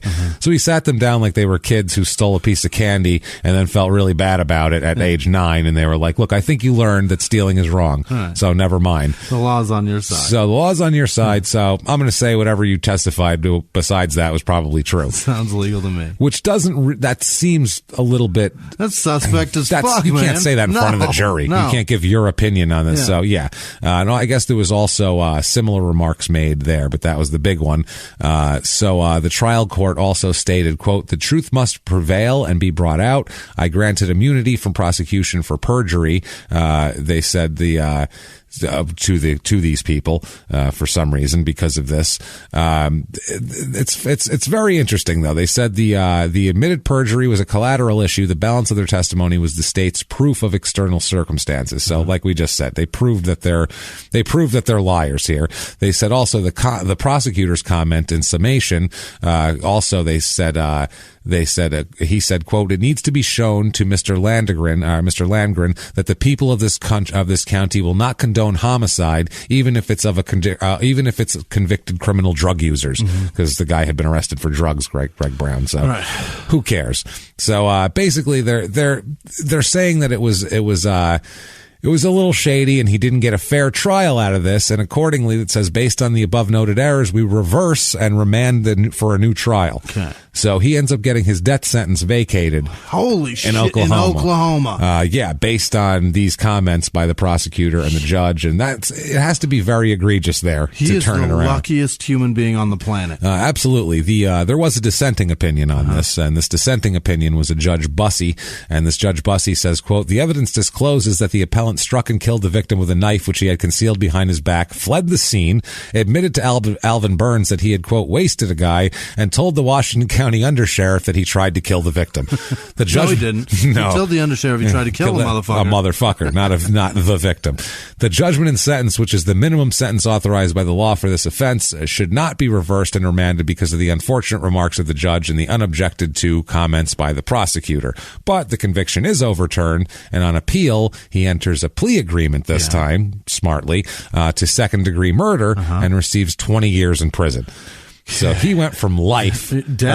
I was going to say life then death, to 20 years, which is incredible. Not too fucking shabby. How long was he in? He was He probably got time served already, too. There's time served. Yeah. Oh, yeah, he's definitely got time served. This is, took 3 years for the whole appeal process. Incredible. So, basically he's gotten 17 years now. So good behavior. Great deal. Not a bad deal. Yeah. Thank his lawyer. Yeah. While he's in prison, he meets a fellow inmate at this point named Tommy Owens, and they start hanging out and bullshitting and talking. They fall in love. And they fall in love. That's what this is, Jimmy. You nailed it. How did you see? Now you ruined the whole story. Thanks. You know what? Never mind. Show's over. Jimmy ruined the story. It was a love story now that blossoms between these two men in prison. And the rest of it was just they both get out. They open a small flower shop together where they also concentrate on bonsai trees. Yeah. They're very good at trimming and that sort of thing. I saw a real Lady in the Tramp moment where they sucked ramen noodles together. They sucked the ramen noodle together in their cell. Get a good kiss. That's nice. In their cell, it's very nice. They split a Kit Kat together from the commissary. It's good stuff. Jesus Christ. Unroll the honey bun together. It's what they do. They unroll it lengthwise, and then they each get half. That's because you don't want to cut it in half. It'll fall apart. You got to eat to my half. Well, and meet me in the middle. I'll meet you in the middle. Or shove half up your ass, and then never mind. So... And I'll eat it out of there. Yeah. So these two are hanging out. Okay. Owens tells Jeff that Jeff looks just like a man that Owens knew years earlier. Yeah. Because you look just like this guy that I knew in prison years earlier. It's so super weird. You look just fucking like this guy. So what's the name of this guy? Daryl Wayne Hill, this guy I was in prison with. You look just fucking like him. It's super weird. Oh, boy. Right? So Owens apparently had also been a family friend and a neighbor of theirs, and they were also served prison time together. So he knew Daryl Hill very well. He said, you look just fucking like this guy. The fucking chances. Yeah. So they start putting together places and stuff like that. And so Jeff apparently, when he was growing up in his home, he knew he was adopted. They always told him he was adopted. He found documents in a strongbox about his adoption, and the only thing on about his past was his birth last name, which was Hill. Yeah. So he remembered that from the time he was a kid. And then this guy says, you look just like this guy, Daryl Wayne Hill. And this guy goes, motherfucker, is that me? Yeah. Is that my father? So, that was a real Joe Dirt moment. He had a huge Joe. This guy is Joe Dirt, and what should have really happened to Joe Dirt. So this Owens says that Jeff must have been because he says that Hill guy says that he put a kid up his wife put a kid up for adoption. You must be that kid, because it lines up time wise with the years he said this all happened. This is some crazy fucking prison Sherlock Holmes in here. I don't know what is going on. Prison family reunion. Yeah. So this guy finally, at this point, they're separated by 1,500 miles. His dad is on death row in Arkansas. Holy we'll talk shit. about that. After several prison terms, Daryl, his father, murdered a state game warden in Arkansas during a gas station robbery. So the sleaziest fucking thing you can do. Yeah. I assume the game warden wasn't working. No. I assume he wasn't keeping the wildlife away from the from the soda section in the back. I assume he was just getting a drink, getting some coffee or something. He was sentenced to death, and he was on death row. So at this point, so now they're both in prison, and they start a correspondence. What? And they start talking through letters. Jesus. Which I'm sorry, Jeff, if there's one influence this guy does not fucking need in his life, he had two good influences with his adopted parents, and he turned out like shit. Imagine if this fucking asshole was involved. He'd been pulling off, he'd been knocking over gas stations when he was in the third grade. He'd have murdered that cop too. And his dad would have been shot. It would have been, So, so that's crazy. Daryl Hill, the father, said about the whole thing, quote, "It don't take anyone too smart to look at 3 generations of outlaws and see that there's a link of some kind, that there's a pattern." Good thing you're not. Well, yeah, that's going to say. Hillbilly deducing and all, I think he might be right, possibly here. Now, in 1986, this whole thing is the Trading Places episode is what it is, because that was the big experiment. Is it nurture or nature? Right. And I think we're going to get the answer here in this episode here. Finally, that Mortimer and Randolph did not get. Don Amici didn't live long enough to know. They had no idea. Sorry, Don Amici. So in 1986, now, Jeff is in custody, obviously, for murder for 20 years in Oklahoma prison, and his father is on Arkansas death row. Landrigan gets in an argument with another inmate and stabs him repeatedly. And we'll find out the other inmate's fate in a little while here, but stabs him repeatedly and is convicted of assault and battery with a deadly weapon. Yeah, he's not supposed to have one. Obviously. Right. He's in jail, for Christ's sake. So 1989 comes around. Now, he is a convicted murderer who got off death row, lucky for him, but still a convicted second-degree murderer, and then stabbed the fuck out of somebody in jail. So clearly rules aren't his thing. Right. I think stabbing's against the rules in jail. He's good at it. He is good at it. Damn good at it. Well, he didn't kill the second guy, so he's regressing, which is sad. Well, he's getting older. Maybe he didn't try to kill the motherfucker. I hear 21 is like your peak stabbing year. Yeah. I feel like after that you're gonna fall off. You just don't have the same dexterity. Your hand-eye coordination's off a little bit. Well, it certainly takes fewer times of cutting somebody to kill him in your youth, because you repeatedly stabbed this guy. Well, lived to tell about it. Two stabs to Greg Brown killed him. This guy 14 stabs. Holy shit! And he lived. So that tells you there. Also, probably better knives outside of prison is the other thing. Yeah. Better equipment. It's kind of like golf. It's like, they're bigger, stronger, but I mean, the drivers are different. Come on. What are we talking about here? I don't own a Big Bertha. The bats now are harder than they used to be in baseball. They are. So that's what's going to happen. So, he's convicted of that. Now, 1989, like we said, he's convicted of he's a bad fucking guy at this point. He's a bad seed. He's a bad seed. Yeah. He's turned into a bad guy. He is clearly willing to stab someone at the drop of a hat, whether it be a prison inmate or his future godson's father. Right. It doesn't matter to him. But despite this, for some reason, Jeff is put on a minimum security work crew. Perfect. Why the fuck they would do that, I have no idea. This guy should be in a Hannibal Lecter mask. Right. If anybody should be, it's this guy. So minimum security work crew outside of prison? Outside of prison. Holy shit. At this point, he meets a woman in a park while he's doing the work crew shit. Meets a woman, sweet talks her. You got to have game. You really do. To be literally on a prison work detail and pick a woman up. You got to have some fucking game. See these bracelets on my wrist? You see these, baby? Yeah, you got to. I can get you a pair. I'll teach you how to sweep like this. Yeah, that's all right. Like, what the fuck, man? He's raking leaves in a park and picks up the girl having a picnic. Woman. Not only that, this sets up future liaisons where when they would do the work detail, he'd sneak away to go have sex with this woman. What? So he found an outside, so he would sneak off the work detail and go to this lady's house to have sex with her. He'd go to, wow. That's how minimally supervised they were. Zero. Why he was such a trusted member of this, I don't understand, considering, like I said, he seems dangerous to me. I don't understand it, but he's having sex with this woman at will whenever he feels like it. Unbelievable. Which is insane. So November 11th, 1989, he's on the minimum security work detail, and he decides, well, why the fuck do I keep going back? What if I just leave? They don't notice. I can just go and then stay here. I'm just gone. Yeah. So he says, fuck it, and he leaves. Yeah. Shrugs his shoulders and goes, all right. And it's just much better over there. That's it. Takes off, escapes from prison, and heads for Arizona. Oh, no. Of all places. Oh, no. He's heading for Yuma, Arizona, which is never a destination. No. Trust me. That's a place you pass through and you go, oh, fuck, we're only at Yuma. No matter what direction you're going from Phoenix to San Diego, at some point in both rides, you go, we're only at Yuma? God damn it. Fuck. And going to San Diego, you faster. Go, we're not even in California yet? Jesus, floor it. Jesus, get through this shithole town. We still have 20 to 30 minutes through this shit? It's a nightmare. That place sucks. Oh, Yuma's the worst. It's a real horrible town. It's a dust pit of a shithole. It's the worst. It is bad stuff. It's maybe the worst city in America. I don't know. Kingman exists also. We're talking about Arizona cities.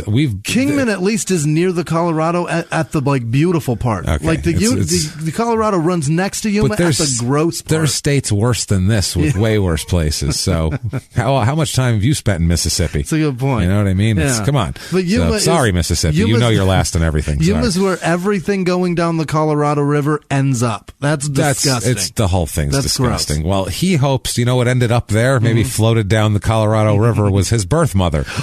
So he's hoping to find Virginia, who he hears is in Yuma. Okay. So poor Virginia's had a rough life. She was a drug-addicted single mother in Oklahoma, and now she's just living in Yuma. She could be the richest woman in Yuma. It's still, she's in Yuma. Collecting clowns or some shit. Something, doesn't matter. Hummel figurines of clowns. The Hummel clown collection. Nobody wants that. So he ends up, though, stopping in Phoenix and ends up in Phoenix for a while. Okay. So lucky everybody here. Yeah. December 13th, 1989, he meets a man in Phoenix. Yeah. Chester Dean Dreyer is his name. He's 42 years old. He works in a health club and then part-time at a bar. He's a very gay man. Yeah. For whatever that's worth, but it's important in this story. Okay. It's not just like, oh, and by the way, he's a gay guy. Yeah. It's important because he's trying to pick up Jeff. Oh, okay. Is the thing. He's known, all his friends say he's known to pick up dudes and take them home. Okay. He's out looking, he's a fucking out single guy. He's out for cock. Hey, good for you. Yeah, he's good for you, dude. So he's out and he meets Jeff, young guy just off the fucking bus from Oklahoma. Yeah. And Jeff has he's got an accent. He's got an Oklahoma twang to him, and I feel like this was a different he could see pulsating dick through pants at a Burger King too, with all that cheese around and the seeded buns. He couldn't help himself. So rubbing the seam and all that shit, just everything, man. Yeah, he knows where the weld is. So he meets Jeff at a Burger King and ends up, I guess, they end up going home together. And according to a friend of Dean's here, Chester Dean, a guy named Michael, who is in quotes in the court documents, so I assume that's not his real name. Got it. Michael, he said that Dean he was very promiscuous. He said he was always picking up people, and he was frequently trying to pick up men. Love the cock. Well, hey, what the fuck, right? If you love the cock, go get it. Go get all that cock you want. I don't care. So he would pick up men by flashing wads of money. That was the way he would do it. He was 42. He liked younger guys, and he would do it with money. So he'd pick up kind of these wayward. You pick up some kid who just came off the bus from Oklahoma in a Burger King. You flash a little cash and you think, it makes sense. Men do that with women too. Yeah. It's not different. What I was just going to say. It's not any different. It's not exclusive to homosexuality. No. So, I guess, Dean here, I'm sorry, Dryers is, I keep calling him Dean's his middle name. Okay. Dryers is his last name. Dryer, tells Michael that he'd recently met a guy named Jeff, who he wanted to have sex with. Yeah. He said that he gave him a physical description that is dead on ringer to Jeff Landgren. Okay. So it's one of those things here. He said that Dryer here, Chester called his friends to tell them that he called a couple different friends to tell them that he was going to have sex with a man named Jeff. He was very excited about this Jeff thing. He's telling everybody. He was describing him and he was excited. It was his gossip, whatever. This Michael guy received 3 phone calls from Chester on December 13th, 1989. Okay. 3 different ones. The first one, Chester told Michael that he had picked up a guy named Jeff at Burger King, and this is his name. He looks like this, and this is going to be awesome. Yeah. I think that's what he was going with. Same thing that straight dudes do. That's what I mean. Yeah. He's just telling his buddies, like, oh, it's fucking hot, right? So at that point, he said they were at the apartment drinking beer. At that point. With Jeff? With Jeff. Okay. When he called him, he said, I picked up Jeff.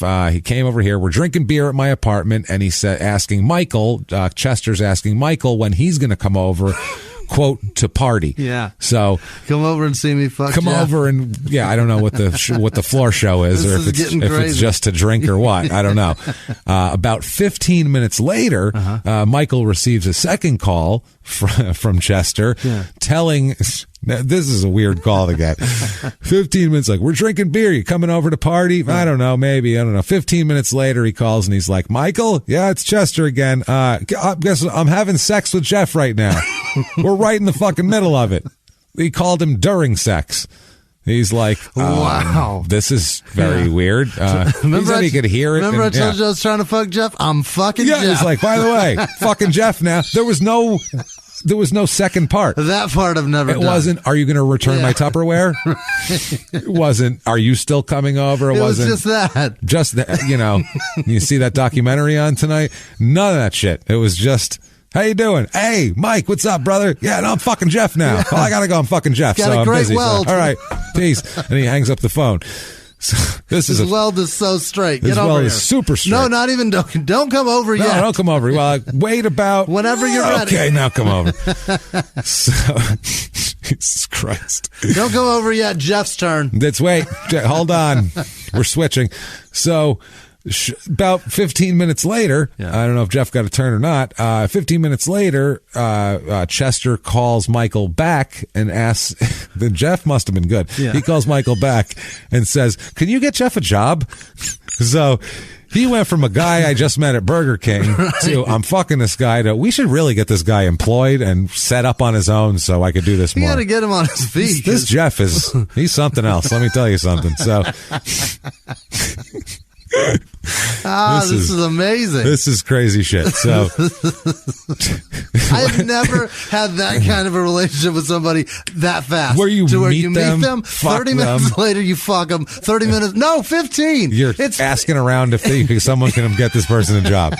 In a 30-minute window, I go from stranger to fuck them to. Can I just say, I want to help you. Chester's a nice guy. He is. He's a fucking good guy. He's a great dude. If I was like a young gay dude, this would be the guy I would be after. Guy. I'm like, this guy's great. He'll take you home, he gives you beer, he fucks you, and he gets you a job. This is fantastic.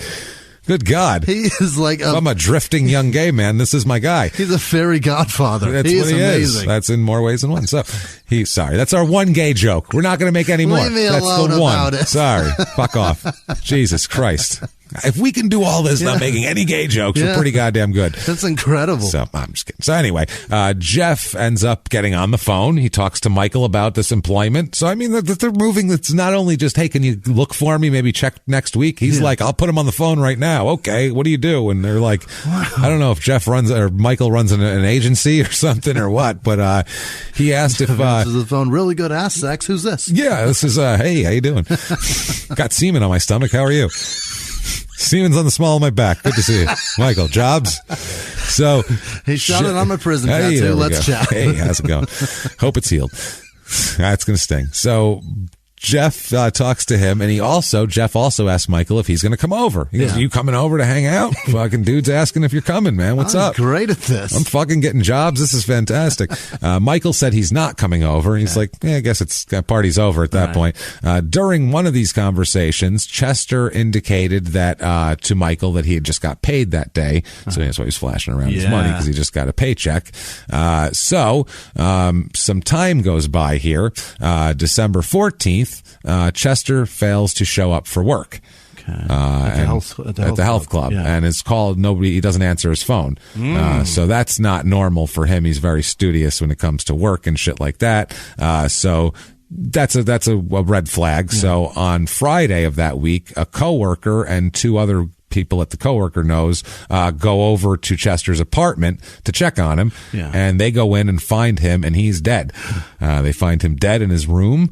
He's fully clothed, face down on the bed with a pool of blood all around his head, and an electrical cord wrapped around his neck. That's overkill. Dangling there. He had facial lacerations and puncture wounds all over his body, all over the place. There was a half-eaten sandwich and a small screwdriver next to the sandwich. So the screwdriver, they assume, is what the puncture wounds came from. So somebody was eating a sandwich and stabbing this guy. Doing both at the same repeatedly, time. or very close together, enough to where they'd put the two items down next to each other. Also, a deck of pornographic playing cards were strewn, laid across the bed, and the Ace of Hearts was propped up on Chester's back. What is that? So who knows what was going on the Ace of Hearts? Good grief. Something gross, I assume, but so that's propped up there. Also, blood smears were found in the kitchen and bathroom, and partial bloody shoe prints were on the tile floor. So there's a lot of stuff here to unpack here. Cause of death turns out to be ligature strangulation. Not a surprise from the playing cards or from the electrical cord. The medical people here indicate that Chester was probably strangled after being rendered unconscious from blows to the head with a blunt instrument. So he was beaten, strangled, and punctured. And stabbed. Stabbed a lot. Oh, boy. And had half of his sandwich eaten. Also. So. Probably Burger King. Probably a Whopper. What a waste of a Whopper. That's a waste of a Whopper. God damn it. Well, maybe they didn't even get to eat the burger. They had work up an appetite after the Burger King. So this is interesting here. His acquaintances always say his apartment was super neat, always neat, tidy, orderly. But when they found the body, the apartment was in complete disarray. Drawers and closets were open. Clothes and newspapers strewn about the floor. The remnants of a Christmas present was open and empty at the foot of the bed, and the kitchen area where there was 2 plates, 2 forks, and a bread wrapper, also lunch meat, cheese wrappers, and an open jar of spoiled mayonnaise, which is the grossest thing in this apartment, including the corpse. I'm sorry. Fuck, never mind the corpse. Who the fuck has spoiled mayonnaise in their house? Because it was 2 days sitting on a counter open. That's why it was spoiled. I don't know if it was spoiled to begin with. They didn't get the forensic team on the mayonnaise. They didn't get the half-life of the mayonnaise in there, unfortunately. They were more concentrating on the corpse. So there's 2 forks. Like I said, they basically set up for 2 people. Somebody's missing. 2 people to eat, And also, like I said, the deck of pornographic playing cards. A 5-pound bag of sugar was spilled on the floor, which is odd. And there was a clear impression of a sole of a sneaker in the sugar. In the sugar. So the sugar had half a bloody footprint, and then the sugar has a clean. Got it. I mean, and in sugar too, it's like a snow thing. It's going to look perfect. You can tell the model of the shoe by 10 feet away. So the apartment had been ransacked, and nothing seemed to be missing. Even the paycheck or any of the paycheck that he would have gotten, like the cash from it, were located. So, or they were not located. They were the only things that they couldn't find. Other than that, nothing else seemed to be missing. Just money. The place was trashed. This guy even went into the sugar. So he's like a drug guy who said, "Where would I hide shit? The sugar, or where would cops look for stashes?" He even opened a Christmas gift. Maybe there's cash in here. You never know. Yeah, it was probably a Christmas gift. Jesus Christ, because this is before was pre-gift cards. Yeah, this exactly. Yeah, it's just cash in an envelope like your uncle. So, this ends up happening. Now, time goes by because they only know that he was with a guy named Jeff. That's all anybody knows about it. Days later, Jeff Landrigan and another man are seen by police stealing a car, and then they follow that car and they watch them try to break into an abandoned house in Phoenix. Okay. So Jeff and his friend are arrested for this, and he's taken in, and they start to put two and two together of he's connected to this guy, to Chester. So when he's first questioned, he denies. He goes, "I have no idea who you're talking about. Never met the guy. I don't know shit about it. Never been in his apartment. Don't know shit." Problem is, when he's arrested, he is wearing a shirt that belonged to Chester. That's a bad move. That's not good. Why would he do that? He just stole some shit to wear. He didn't have anything. He came here. He broke out of prison. He escaped from prison and came here. Right. So I mean, he doesn't, not like he's got a suitcase with a wardrobe. Right. He took some shit on the way out. Looks like, is that his face? That's his face on your shirt, sir. Are those your initials? Right. I know that's his shirt because that's his fucking face. He's on the, but it says Chester on the above the tit. That's his bowling team. I think you done stole his bowling shirt. So he's wearing a shirt that belonged to Chester, which is not great. So Jeff goes, "Okay, fine. Yeah, you got me. I knew the guy. Didn't kill him, though. I mean, obviously. I'm a good guy. Yeah. Didn't fuck him either. That's the other thing. Didn't fuck him, even though he called people in the middle of it saying he was fucking him. He says that I was hanging out with Chester. He said he could get me a job. Met me at Burger King. Said he could get me a job. I said, I just got here. Said, get me a job, all that stuff. He said, but we got back to his apartment. He's giving me beer. I thought that was cool. Yeah. Then Chester started making sexual advances at me. And, I don't play that shit, is what he's saying. He said, so I beat the shit out of him for that. I fucked him up good. And then I just left. Somebody else must have came and killed him afterwards. I don't know nothing about that. But he tried to fuck me, and I whooped his ass and just took off and was like, take that, Chester. Bad story. And I'm out. So, no, they don't. Why you got that shirt, man? Shocking, they don't buy that. No? Yeah, why you got that shirt? Well, he gave me a shirt on the way out, right. And, I beat him up, and then I got his blood on my shirt, and I said, now you owe me a shirt, motherfucker. And then he gave me this one. Totally legit. Okay. So that's his story. Problem is 7 fingerprints taken from the scene match him. Yeah. The impression in the sugar matches his sneaker perfectly. And also even right down to there's a small cut in the sole of the sneaker that's even in the sugar. So it's not even that size and model. It is that fucking sugar. That's how good the sugar is. With a signature. Yeah, it's like snow. It's perfect. Also, during this whole thing, his ex-girlfriend, Jeff's ex-girlfriend, says that she had 3 telephone conversations with him in December of 1989. During one of those conversations, Jeff told her that he was, quote, getting along in Phoenix by robbing. So he was I'm getting by robbing. So he was just, that's his plan. That was to steal shit. He's going to steal shit and get by like that. He had, I guess, placed the last call to her from jail around Christmas, and in that call he said that he, quote, killed a guy with his hands about a week before. So he admitted to her on the phone from jail that he did this, which is, again, not terrific here. No. So he's not doing well. He's offered a deal. He's offered a fucking deal for second-degree murder. What? A deal, and I think it's life in prison, but second-degree murder and no trial and no death penalty, because Arizona will fucking get you too. He says, I think I'm going to go to trial. I'm going to take my chances? I'm going to roll the fucking dice. I've done pretty well in court so far. I got sentenced to the death penalty, but then there's appeals, so who knows? We'll see here. So he ends up going to trial. He is completely uncooperative during trial. Yeah. Not just to the court, to his lawyer, to his own case. Totally uncooperative. Doesn't do shit. The lawyer says things. He refuses shit. He yells at the lawyer for saying things in court.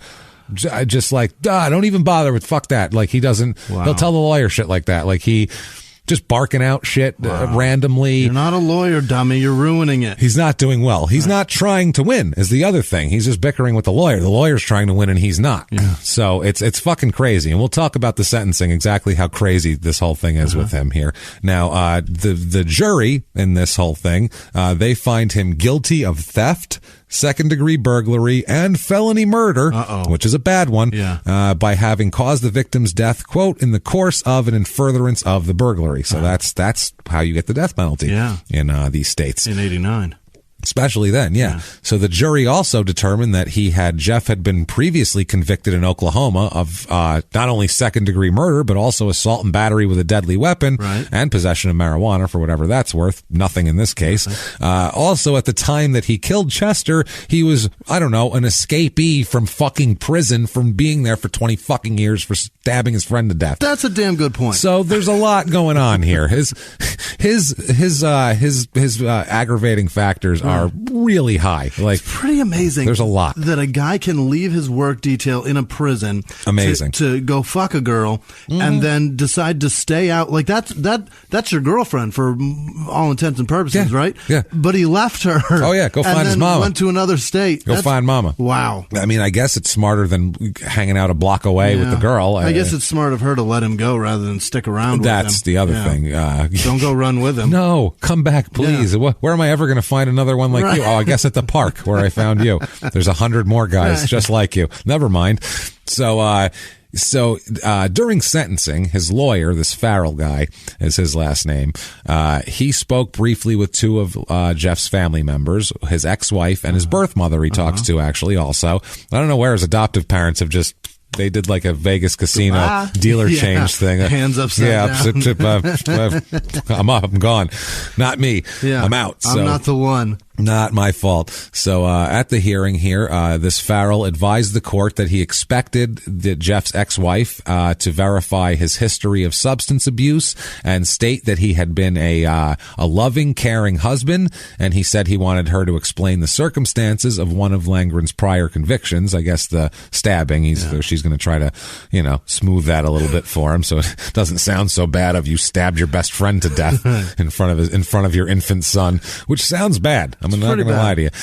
This lawyer also proffered that Langren's birth mother would testify about her having drug and alcohol use during the pregnancy, and that after developing all this testimony, he was hoping to have a recess to talk to some experts about the effect of these drugs on the fetus at that point.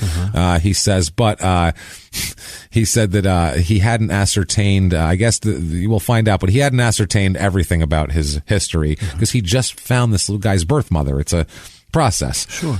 So anyway, Jeff says he doesn't want either of them to testify. None. He says, I don't want them fucking mitigating for me. Fuck that.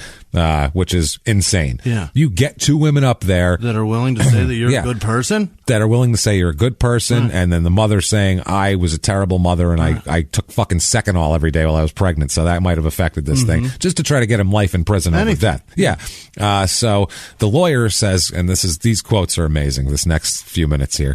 He says, quote, Your Honor, at this time I have two witnesses that I wish to testify before the court, and I brought one from out of state that it's my client's ex-wife, Miss Sandy Landrigan.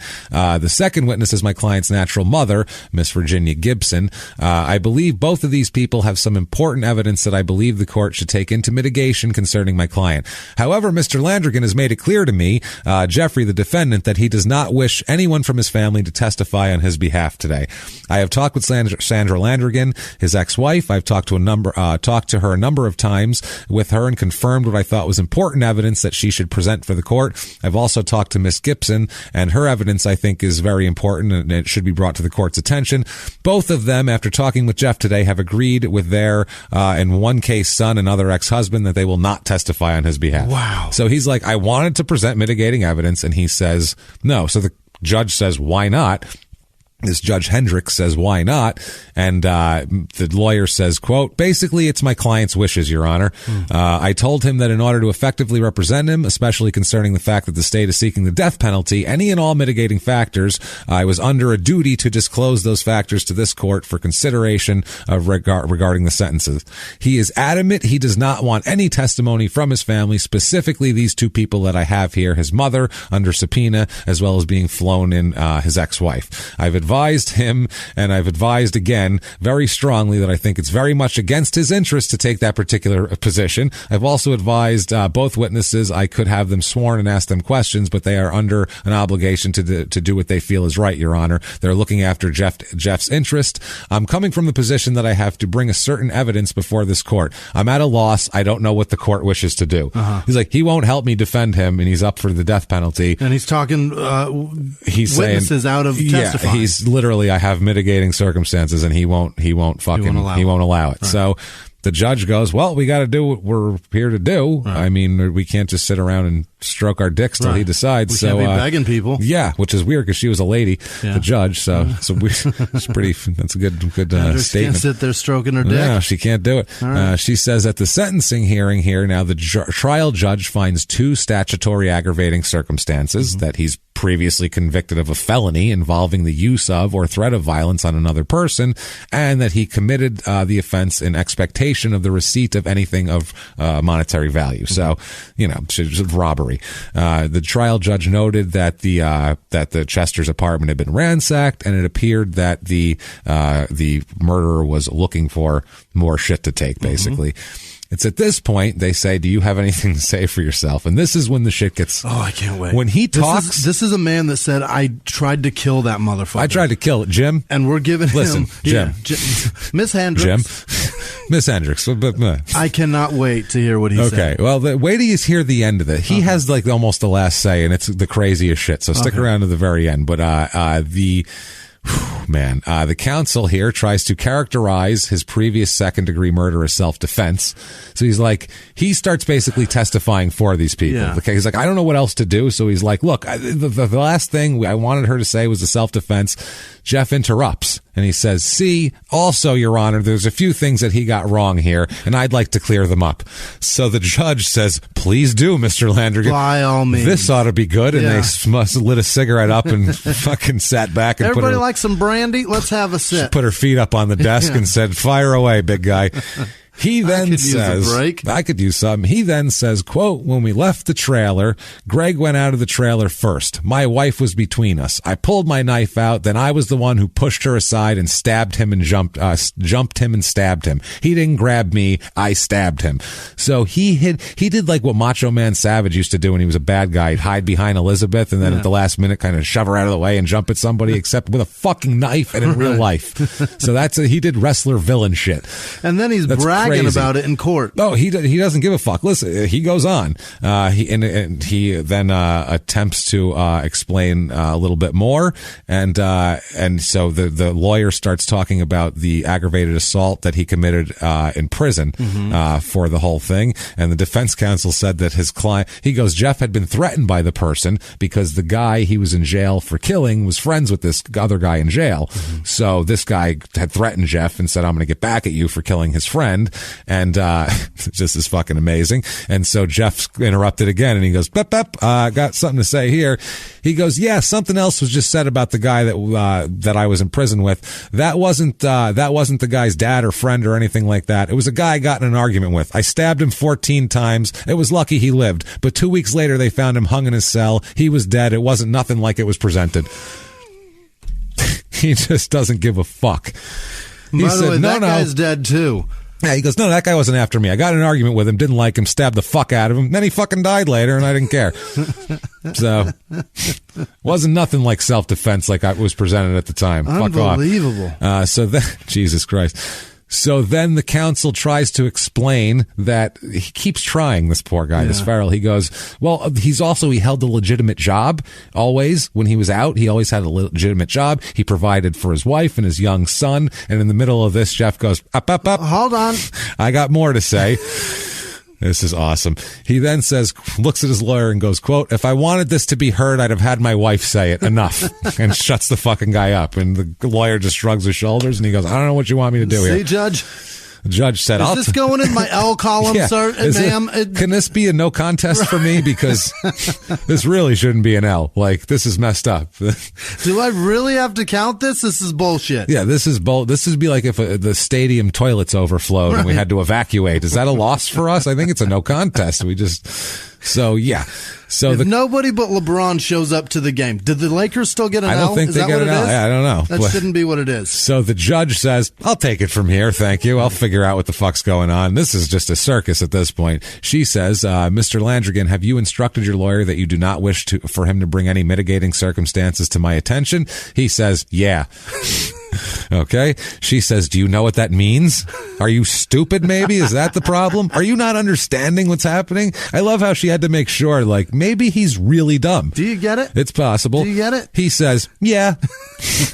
Okay. Sir, explain the joke. You know when somebody goes, "Do you get the joke?" And they go, "Yeah, it's just not funny." All right, then explain what it was to me. Then. Yeah.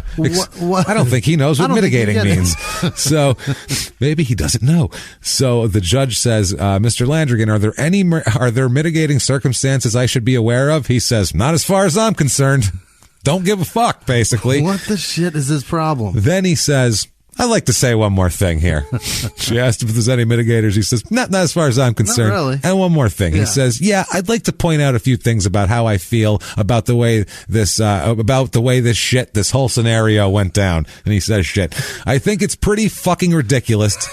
This is offensive. Sorry. This is what he said. "I think it's Jesus." He said, "I think it's pretty fucking ridiculous to let this faggot be the one to determine my fate about how they come across in his defense about I was supposedly fucking this dude. This never happened. I think the whole thing stinks. If you want to give me the death penalty, just bring it on. I'm ready for it." End of story. So he said, shit, fuck, and faggot all in his fucking, and then said, "Go ahead and give me the death penalty." All in court. So, sorry, I didn't mean to, you had to, you couldn't say the F word because it doesn't work. I thought he was talking about Perry. Yeah. So. Or Farrell, I mean. Farrell, yeah. This one over here, yeah, just to his lawyer. No. Why did I No, he means the man he killed. Yeah. So he means Chester. I see Perry Farrell as his. Yeah, no. No. It is Chester Dean Dyer is his name. No, I mean the victim. No, I mean. Yeah, I know what you're saying. The lawyer. Yeah. I see Perry Farrell as his lawyer. Perry Farrell is his lawyer, all scrawly and shit, and cracked out looking. This is great, all whiny and shit. Singing about stealing. Just sing Jane Says and shut the fuck up. I don't want to listen to this shit. Sing Mountain Song when you're done. I'm tired of this shit, man. Everything off Ritual. I'm telling you, let's go. Boom. Not another one about the stealing song. Except been caught stealing. We don't need to hear that again. Nobody cares. She was like, "Okay, I guess I'll sentence you then." Because he said, "You want to give me the death penalty? Just bring it on. I'm ready for it." Okay. Great. So the judge says, "No problem here." Judge found no statutory mitigating circumstances, even with whatever. As for non-statutory mitigating circumstances, she did identify lack of, genetic whatever the fuck, absence of premeditation. Also, she said this seemed to be a spur of the moment thing. But I don't think it was. I think he saw a lot of money and was like, "I'm gonna go take that guy's money however the fuck I can." Right. Whatever way it's possible. If I have to stab him, I'll stab him. He's done it before. She did say that the mitigating factors do not outweigh the aggravating factors. You, sir, may fuck off. He is sentenced to a term of 20 years on the burglary, 6 months in county jail for theft, ouch, and death penalty for murder. Oh. So his ass is gone. Okay. That is the death penalty. And that was in 89. That is in 89. 90 is when he's officially sentenced to the death penalty. He appeals. Obviously, there's an automatic appeal. Number one, and I'll go through them real quick here. Burglary. He says, this is weird here. He says that, there is evidence. The burglary, basically, they said that the fact that the victim was found on his bed fully clothed next to a half-eaten sandwich suggests he was killed before the apartment was ransacked. Any other conclusion would require an inference that the victim entered his apartment, found it trashed, then calmly made himself a sandwich and sat down on the bed to eat it, which makes sense. As the trial judge noted, a ransacked apartment indicates that the culprit was probably looking for things of value. The evidence clearly placed the defendant, who admitted getting along along by, quote, robbing, and who was wearing one of the victim's shirt when arrested in the ransacking of the apartment. So he was saying that the burglary thing didn't match up to him, but it fucking does. All that does. Felony murder. He said, they said it's for the jury to decide whether he committed or attempted to commit burglary in the second degree, and in the course of and in furtherance of that crime caused the victim's death. They said, as noted above, the record contained substantial evidence to support the burglary conviction. Additionally, he admitted to his ex-girlfriend that he killed a man about a week before December 23rd, and the blood on his shoe also matched that of the on the victim's shirt. Okay. So blood's matching too. He's there. He's got blood matches, shoe prints, fingerprints all over the place. He was there after the place was trashed. Right. So probably did it, I would say. Now, also the instruction on the lesser degrees of homicide. He argues, citing a case, that the trial judge's failure to instruct the jury on lesser degrees of homicide or manslaughter deprived him of a fair trial by forcing the jury to convict him of first-degree murder or set him free, which is why they did that, because they're like, he definitely killed the guy. They're not going to set him free. No. They'll fucking get him on this. That's why he should have taken second degree as a fucking plea. Yeah. That was what they offered him that for. So whatever. So he also failed to request any lesser homicide instruction at trial, but he contends that failure to instruct was a failure of his attorney, obviously. Yeah. He also argues the Eighth Amendment. He says the defendant argues that the Arizona's death penalty scheme, taken as a whole, violates the Eighth Amendment by failing to sufficiently channel the sentencer's discretion, which is because there's a limited amount of leeway with what you can sentence somebody. He says the defendant's suggestion that of Arizona's aggravating circumstances are too broad to be meaningful without substance. And they go, that's fucking good enough, basically. And to reiterate again, neither of us are real thrilled with the death penalty. We're always like, because they find... It's not so much of like, the killing people. It's the fact that I'm not positive it's the right people all the time. And that shit disturbs me. We got a lot. We didn't get all of them. That's the problem. That's the thing. And when it's final like that, maybe you'll be sure. Yeah, there's no way to fix that. Yeah. You can't let him out and give him a big settlement afterwards. Like, he's fucking dead. Sorry, what are you going to do? Give his mom, thanks a lot, some money? Gee. Also, aggravating and mitigating circumstances. He says that basically the defendant claims that the record does not support a finding that the murder was committed with the expectation of receipt of anything of value. They said that was probably the motivation, so yes, it was. Eat dicks there. Also, death sentence. He argues that imposing the death sentence was unwarranted because the trial judge found the crime, quote, not out of the ordinary when considering first-degree murders. The judge also said that she said, quote, Mr. Landrigan appears to be somewhat of an exceptional human being. It appears that Mr. Landrigan is a person who has no scruples and no regard for human life and human beings and the right to live and enjoy life to the best of their ability, whatever their chosen lifestyle may be. Mr. Landrigan appears to be an amoral person. Yeah. Which is not what you want the appeals court to say about you. Then they say, this is amazing, the best we can say for the defendant, they're looking for positives, the best we can say is that he was forthright. His comments demonstrate a lack of remorse that unfavorably distinguishes him from other defendants and supports the imposition of this severe penalty. Yeah. Like, he's honest about it, but he doesn't seem real sorry. He's a piece of shit. He's kind of a piece of shit. At least he knows it. He finally argues that this is the most ballsy one of all here. Okay. He argues that for ineffective assistance of counsel. He says that his counsel deprived him of effective assistance by instructing some probation officer not to interview Jeff in preparation for the aggravating and mitigation hearing. Now, he doesn't mention in this that the guy tried with his hair on fire to present mitigating factors, and he repeatedly not only told him no, he then said the opposite in his own words to the fucking judge. He literally said, if you want to give me the death penalty, bring it on. I'm ready for it. That's not mitigation. This is fucking crazy. They said counsel is not deficient for failing to find mitigating evidence if after a reasonable investigation nothing has put the counsel on notice of the existence of that evidence. They said that he's claiming Landrigan alleges his birth mother sent a letter to Farrell in April of 1990 informing Farrell of a lot of these mitigating circumstances that he didn't bring up, including Landrigan began drinking at an early age because his adoptive mother was an alcoholic and would walk around nude in front of him. The adopted mom was showing her tits? He says,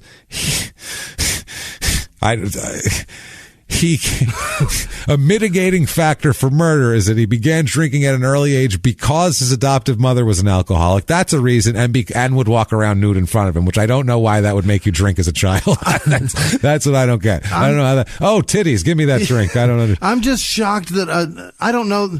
I mean, it's just, we don't even know if it's true. It's just hearsay. It's just what he says now, claiming. but it's a weird thing to claim. That's a weird thing to claim. Super weird thing to claim. It's even weirder to do if maybe that's why they don't want anything to do with him. Maybe they're going to tell the court that I used to walk around with my tits out.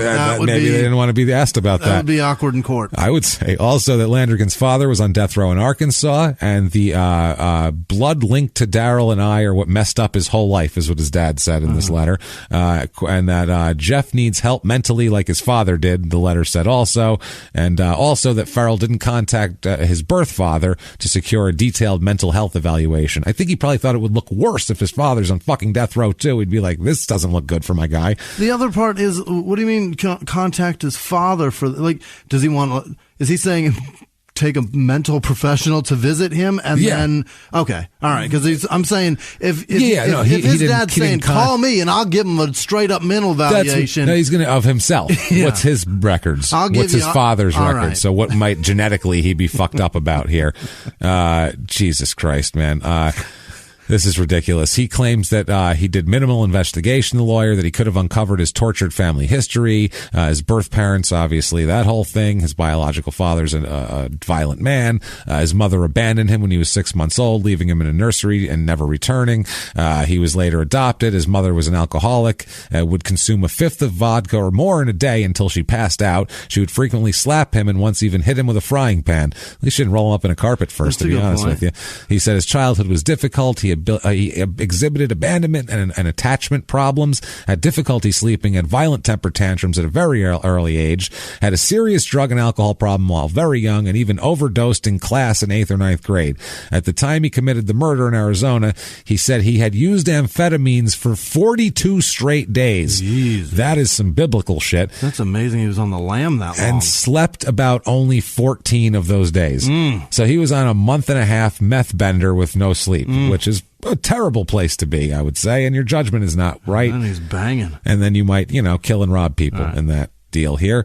Now, the court found that Jeff instructed his attorney not to present any evidence at the sentencing hearing. They said, so it is difficult to comprehend how he can claim counsel should have presented the other evidence at the hearing. He wouldn't let him present anything.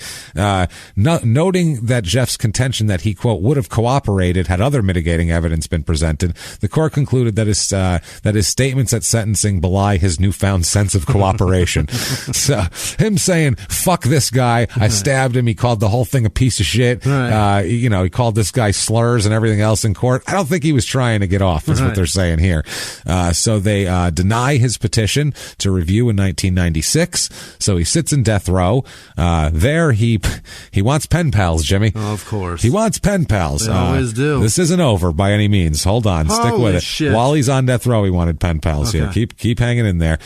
His pen pal request here is always good. Yeah. My name is Jeff T. Langren, and I am presently stuck here on death row in Arizona. Presently. And stuck. Those two words together are funny. I am 38 years old, have long blonde hair, weigh about 175 pounds. I'm 5'9" tall. I am white and Native American. I'm originally from Oklahoma, so I'm just a simple country boy at heart, into the outdoors, although you're on death row where there's no outdoors. He's like Billy Austin. He's ready to go, baby. Steve Earle song. Oh, you know it. He said, I love kids, have two myself. I don't know where his other one came from, but he squirted one out at some point while he escaped from jail or something, as well as a young granddaughter.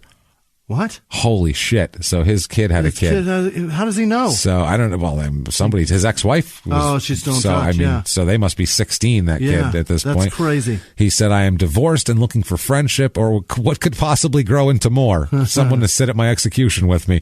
I like tattoos and am fully sleeved out myself. Being slammed down in the Supermax unit has limited my hobbies, as we aren't allowed much of anything in here. I enjoy listening to rock and roll, mostly early rock and some newer stuff, but not death metal or rap or country. He's a country boy, but doesn't like country music. If you're interested in writing, I'll answer, so drop me a line later, Jeff. And then he gives his address, which doesn't matter anymore, and we'll talk about why. Okay. So He appeals for mercy. There's new appeals based on his background at this point, and other things too that we'll talk about. Some physical shit in a second. There's a guy who says there's a whole project for this. He says this one guy, Dale A. Beach. I don't know how you say that. Baich. Oh, Baich. Baich?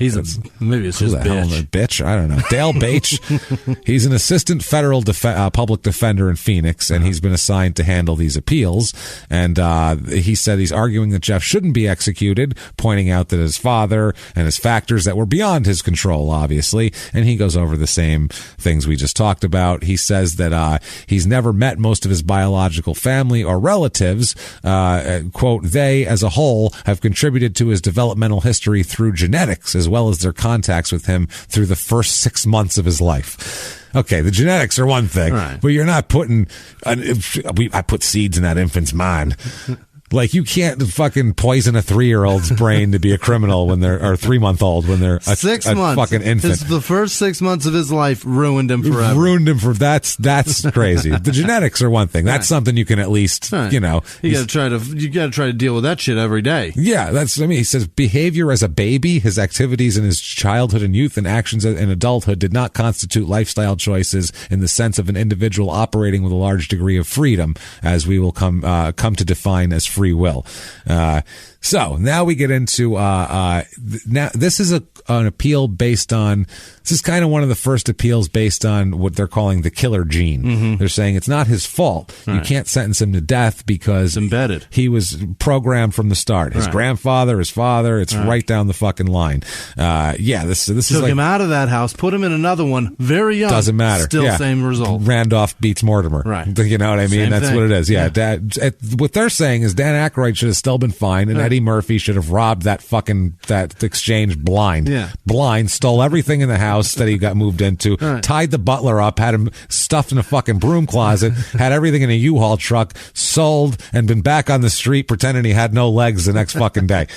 That's what, that's what we're saying here from this case here. Now, this guy, the public defender in an interview said, quote, I'm not saying there is a quote unquote killer gene, but there are certain genetic factors that make people more prone to commit criminal acts. It's not an excuse. It's an explanation why people act the way they do.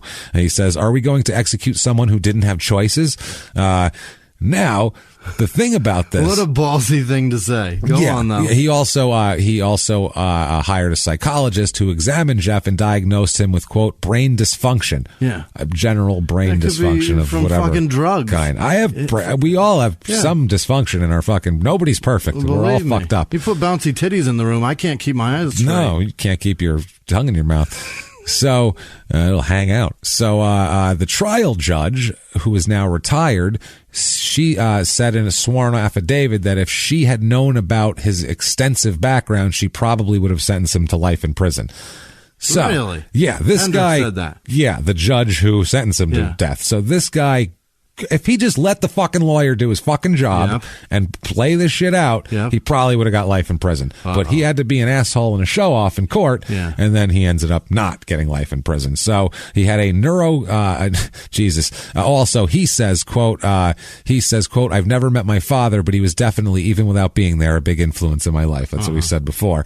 Now, in 1998, they had a neuropsychological evaluation about all this type of shit, and they said his genetic makeup, in utero exposure to substances, early maternal rejection, which there is an attachment thing to that, and troubled interactions with his adoptive family resulted in a disordered behavior that was beyond the control of Mr. Landrigan and left him unable to function in society that expects individuals to operate in an organized and adaptive manner, taking into account the actions and consequences of their behavior and their impact on society and its individual members. Basically, they said, eat dicks, fuck you, death penalty still. Okay. Didn't care. Good. None of that shit mattered. Because once it's all going, at the actual sentencing, that shit matters. But it's hard to get off on mitigating shit later unless it's something extreme. I feel like Farrell knew that. He knew that. He tried. He tried his best. I mean, the guy wasn't helping his own defense, so it's kind of hard. They need you to help. They can't do it without you. That's the thing. December 2005, Darrell Hill, his father, dies of natural causes. Oh, wow. He was the longest serving Arkansas death row prisoner. He didn't make it. They never fucking got him. Those bastards. They never got him. He died in an Arkansas prison of natural causes. Okay. He had diabetes and liver disease. Ended up having some gastrointestinal bleeding and died. Brutal. Which, I mean, he made it 75 years of a crazy life of being shot at by cops and shit. In prison forever. That's pretty fucking impressive, just to live that long. In September 2007, all of Jeff's appeals run out, and the Supreme Court scheduled his execution for late 2007. But then the execution gets stayed because the U.S. Supreme Court was deciding whether lethal injection was cruel and unusual punishment because of the drug deal. So the Supreme Court approved the Kentucky 3-drug protocol in 2008, and a new Arizona protocol was hammered out in 2009. Mm-hmm. So all of his appeals ran out, like I said. His attorneys at this point, though, received preliminary analysis of DNA evidence from the case. It was not tested at the time because there wasn't a big DNA reliable testing thing in 1989. So in 2007, his attorneys sent Chester Dyer's pants to a crime lab to have blood and semen stains tested. 2 samples of semen were found, neither of which matched Landrigan. Which, I mean, the guy was also pretty promiscuous, they said. And, if you're with guys, there's going to be more semen around than if you're by yourself. So they probably weren't his pants. They were probably Chester's. So this is a pair of Chester's pants from the house that he was wearing at the time. Dyer's, they said but the blood was not tested. After Jeff had already been scheduled to die, they approved sending the pants back to the lab for testing. A judge did. So the blood was found to belong to 2 individuals. One assumed to be Dyer, and the other, a third person, was not Jeff. So Jeff's blood wasn't on there, but that just didn't cut himself. Right. Exactly. The defense attorneys argues that someone else had sex with Dyer, and then the 2 struggled, ending up in his death. So he's saying he didn't even have sex with him. It must have been somebody else, and then Jeff got on a phone call with Michael, asked about a job, and just left empty-handed, and then someone else came over and killed him real quick, is what they're saying. So the assistant Arizona Attorney General, Kent Kitani, he maintained that the new DNA findings were only cumulative, and that because the other evidence placed Landrigan at the scene of the crime, they didn't matter, which is probably true. And finally, close to the execution time, the Board of Clemency recommended that Jan Brewer issue a reprieve based on the evidence. They actually recommended, the Arizona Board of Executive Clemency recommended a reprieve for the death penalty, and Brewer said, no, you're good. Fuck it. No, what evidence? This is Arizona. We don't do evidence, really. And when we do have evidence, we just flip a switch and yell yeehaw and move on. We claim diplomatic immunity because I'm a fucking drunk. Exactly. Unfucking real. I hate her. Yeah, she sucks. So, she said, no, I don't think so based on that. So, October 25th, 2010, Jeff is set for a next day execution. One page, there's an order. There's a temporary restraining order because of the lethal injection drugs that's hanging in the air. And then a 5-4 vote in federal court in Supreme Court vacates this guy's stay. Wow. So it's a 5-4 party line vote. Time to go. Time to go here. They said that the judge's reasoning was flawed because the case affirmed the constitutionality of the 3-drug execution method and had a high standard of proof that an execution method wouldn't cause harm. The court said, quote, speculation cannot substitute for evidence that the use of the drug is sure or very likely to cause serious illness or needless suffering. There was no showing that the drug was unlawfully obtained, nor was there an offer of proof to that effect. The 5 justices that obviously voted for this were the conservative ones, and Kennedy. He went over there, and then the other ones were the dissenters, obviously. This is fucking interesting here. They basically it's so weird, man. So he's sitting there on death row, and it's a 10 a.m. execution, and they're trying to get this blocked here. Like we said, Jan Brewer wasn't any help. The federal judge wasn't any help. Now, another federal judge had to question whether they had another hearing about whether the state legally obtained one of the drugs needed by the execution. For the execution. Fuck's sake. They had a shortage of sodium thiopental, and it raised questions by his defense attorneys about whether the state went outside of the U.S. Food and Drug Administration regulations to get the supply. Now, the state said a federal judge ordered that the state say where they got the drug, and the state said no. We won't tell you. None of your business. None of your business. They said the information is protected by state law, concealing the identities of those involved in executions, including a chemical company making the fucking drug. That's a bit crazy. That's out there. Yeah. I want if we're going to have the death penalty, that shit has to be so transparent. It's not even fucking funny. Now, the Arizona Department of Corrections announced that it had obtained the drug through court hearings revealed that it had not come from a FDA approved source. Yeah. We got to do it in the alley. Yeah, that's pretty much it. Well, they did it from England. Okay. They said that the judge ordered that the state immediately release and publicly disclose the source of their drug, its expiration date, and other information about its manufacturer. And the Kent Katani guy, the attorney general dude, or assistant attorney general, said he would reveal only the expiration date in a motion to reconsider the ruling. And if the judge insisted, he would offer to provide the other facts under seal. So won't even tell people. Yeah. Now, Jeff Landrigan claimed he spoke to a Department of Corrections director, Charles Ryan, about the drug. Yeah. He said the spokesman, a corrections department spokesman, wouldn't confirm the conversation. Wouldn't deny it either, though. He said, Landrigan said, quote, I asked the director if he was going to tell me where he got the drugs to kill me with. The director said it was all on the up and up.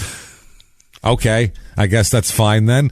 Yeah. So finally, like we said, the Supreme Court lifted that stay and said, fuck it. If they don't want to tell you, they don't have to tell you, which is batshit crazy. It could be Drano. It could be anything. They don't even tell you what it is or where they got it. They just have to tell you, or they can say what it's expiration date. What it is and what the expiration date. That's it. And that's it. Not where you got it, or if that's a trusted manufacturer, if it's approved, whatever. We think it's this. That's what we're told. Yeah. So it's a big execution because this was like the new cocktail here. Yeah. So this was a big execution here because they had the new drug and all that kind of shit. They think it came from Great Britain, this chemical. In Great Britain, it's illegal to produce chemicals for execution within the United States. So they think this was a backdoor dealing that was illegal in Great Britain for this company to make and export this drug and illegal for them to buy and use. But they both just said, all right, and fuck it. We're just going to kill this guy. Ain't no thing. Yeah. So, wouldn't it be great if at an execution you could pick your own going out song? You know what I mean? That would be, like you're coming out. Yeah, that would be good. That would be dope. I don't think they'd let you, though. Well, you don't think you could at least slap some headphones on the guy. What does everybody else know? Truly. Tell them it's like it's to strike fear in their hearts so they can't hear anything and they're confused about their surroundings. Don't let them listen to fucking Enter Sandman if they feel like it. Who cares? AC, whatever. Yeah, whatever. Highway to Hell. Back in Black going. Yeah, get it going here. So, Jesus Christ. So, the UK introduced the ban of the exports in December 2010. So it was right after this was the problem, because this is October 2010. It hadn't banned the export yet. So October 26th, 2010 comes around. Yeah. And that is execution day. Yeah. He has a last meal. Great. Last meal, Jimmy. You excited? Fire up the deep fryer. Let's get some chicken. You know it, baby. Nope. Steak. Yeah. He's from Oklahoma. They like their beef there. Does he tell you what kind? No, just steak. Just steak, fried okra, French fries, strawberry ice cream, and a Dr. Pepper. Okay. It's not a bad last meal as far as they go. There's been some shit ones, and that's not at least it wasn't the macadamia nut. Yeah, that was weird. Fuck that was macadamia nut pancakes. Yeah. That's what it was. Remember nuts in there. So he eats that, and then they take him in to be. And obviously no one's saving him here. The governor with, an actual recommendation for clemency was like, fuck no, we're killing this guy. Drugs? No, we got it in an alley. Don't worry about it. Jesus Christ, they say, do you want any last words? He goes, sure do. And they said in a strong voice and a heavy accent from Oklahoma, he said, holy fucking shit. He says, quote, well, I'd like to thank you and to my, Jesus, I can't even get it out. Well, I'd like to say thank you to my family for being here and to all my friends and Boomer Sooner. No. That's his last word. He said Boomer Sooner. And they fucking killed him. Fucker. No, I've never wanted to kill someone as much as when I heard that. And then I said, good thing is 2 seconds later they killed him. Got to kill him. I was like, good.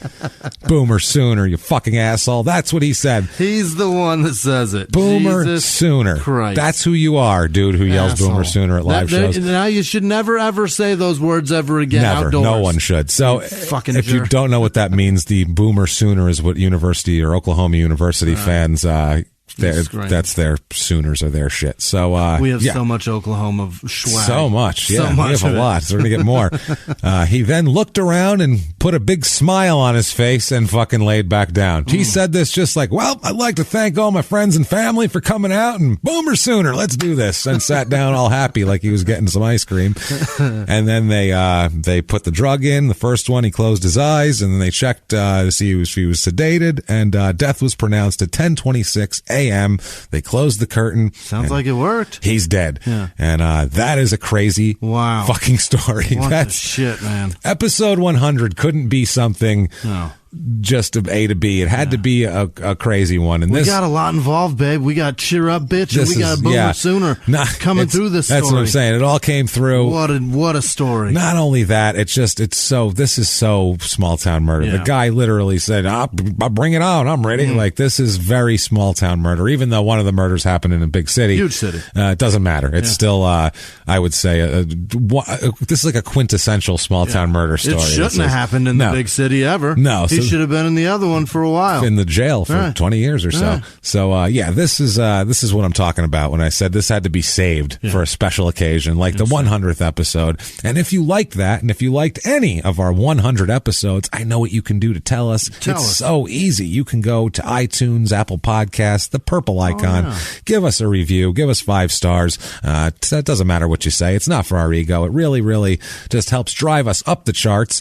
And if you're looking for us on the charts, we switched to the comedy section. We did. So, we switched over there. So we're there on the charts. We're out of society and culture because, I don't know, we're less society and culture and kind of more comedy. And we want to kind of compete with the big guys in comedy at this point. Also, then you don't really have much to complain about when you listen to this. Exactly. And it's in That's fucking the other thing. Comedy. They make jokes. Yep, it's in comedy. Right. That's where you found it, in that section. So it's easier that way. No confusion. We're going to do that.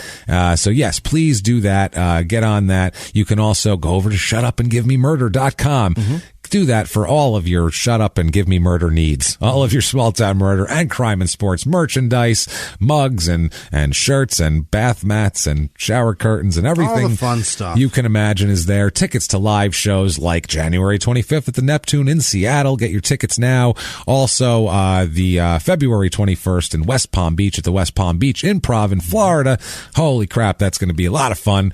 We're going to do that. Plenty of other things you can do over there. If you want to follow us on social media, that's super easy. The links are right there. We are at Murder Small on Twitter. We are at Small Town Pod on Facebook and at Small Town Murder on Instagram. So find us there. You want to email us? It's crimeandsports@gmail.com, which is also helpful for this next thing. If you want to be a producer, if you want to be a superstar, fabulous, wonderful producer, you can do that very easily by going over to patreon.com/crimeandsports or PayPal and use that email address, crimeandsports@gmail.com. You can get those links right through our website, shutupandgivememurder.com. And before we get to the producers, I just want to thank everybody for this first 100 episodes. It's been rad. It's been crazy. It really is. You guys shot us out of a cannon right from the beginning. Right from the beginning, the show had an audience and a dedicated audience. You guys you come to shows, you send us cases, you're just amazing to us. And we really, really can't thank you enough. We've done 100 shows here, and then we've done 30 on the road. We've done 130 shows in 2 years. You guys are the reason those have happened, so thanks. We can't thank you guys enough, and we have a lot of big things coming up in 2019. Other ways where you can get small town murder related content, and one way you can do that is starting next week, we are going to be, I don't have the details yet, I don't know where they have to go, but it's a premium content thing for the mid-roll people, where we are going to do it's like a 25-minute extra bonus thing every other week for Small Town Murder. Awesome. It's not a story. We're not going to do a fucking episode in 25 minutes. Stick around and answer your questions. But we're going to do some email questions, and we're going to do some correspondence with you guys, and we'll have some updates and just some funny facts. Or if we find maybe a real short thing that's just a crazy story, it's 10, 15 minutes long, maybe we'll throw it out there. Some shit like that. But it'll be some extra fun stuff for you guys. Also, some other mediums that aren't podcasting that Small Town Murder is going to be diving into this year. So a lot of big stuff there. And thank you guys. You guys have made everything possible. And speaking of making things possible, let's get to the list of people who actually make everything possible for us, including keeping the goddamn lights on and the mics running. Jimmy, hit me with the list of our favorite people, our wonderful producers. Can't wait to hear it. I must roll you up in this carpet first. Beat me with a skillet, Jimmy. This week's executive producers are Melissa Chai, Elizabeth Wolfinger, or Wolfinger. Wolves don't have fingers. Well, yeah. Ellie Comack, Lisa Coltrane. She's the one that she wears the apron. Oh, yeah. It's the process. Yeah, she's awesome. Yeah, she's really cool. She got that picture signed. It's yeah, so thank great. you. You're cool as hell, Lisa. Thank you. Amy Spicer, Elizabeth Virac, Michelle Gilbert, Kyle Ellison, Ashley Johnson, Alex Etched, and Chrissy-Ann Castaldi. Thank you guys so much. You guys are awesome. Honestly, we can't do any of this shit. You're amazing. Thank you guys. You blow us away every week. Thank you so much. Truly, you're fantastic. The producers this week are Regina Kudajarov. What? Did I do that? I think you just flowed on that. Take that, bastard. Regina. Not bad. Lauren Demarath, Lauren Ralph. Yes. Jesse Hartman, Patrick Haggerty, Amy Sherrod, Ashley Vio, Gina Ozuna, Josh Manning, Victoria Gabay, Richard Anthony Morris, David Jacobs, Hannah Simmons, Molly Parker, Piatella's OK Welding. This is the second time we had welding in the Crime and Sports episode. Thank you. This is fantastic. A lot of welding going on today. Well, maybe they hired so much maybe Tanya works there.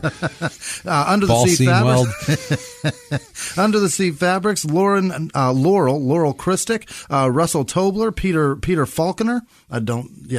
Falconer. Yes. Jennifer Anglis, Rob Madursky, Jen Stevens, Mandy Peterson, Steve Schnell, Ben Cartledge. God damn it. It's simple. It's fine. It really is very, very simple, and I make it difficult. That's okay. Christian Parrott, Laura Johnson, Amy Coleman, Molly Chenoweth, Colby Moore, Zach Eggert, Elizabeth Rafferty, Laura Meister, Janice Hill, Melissa Rauker, Lisa Warren,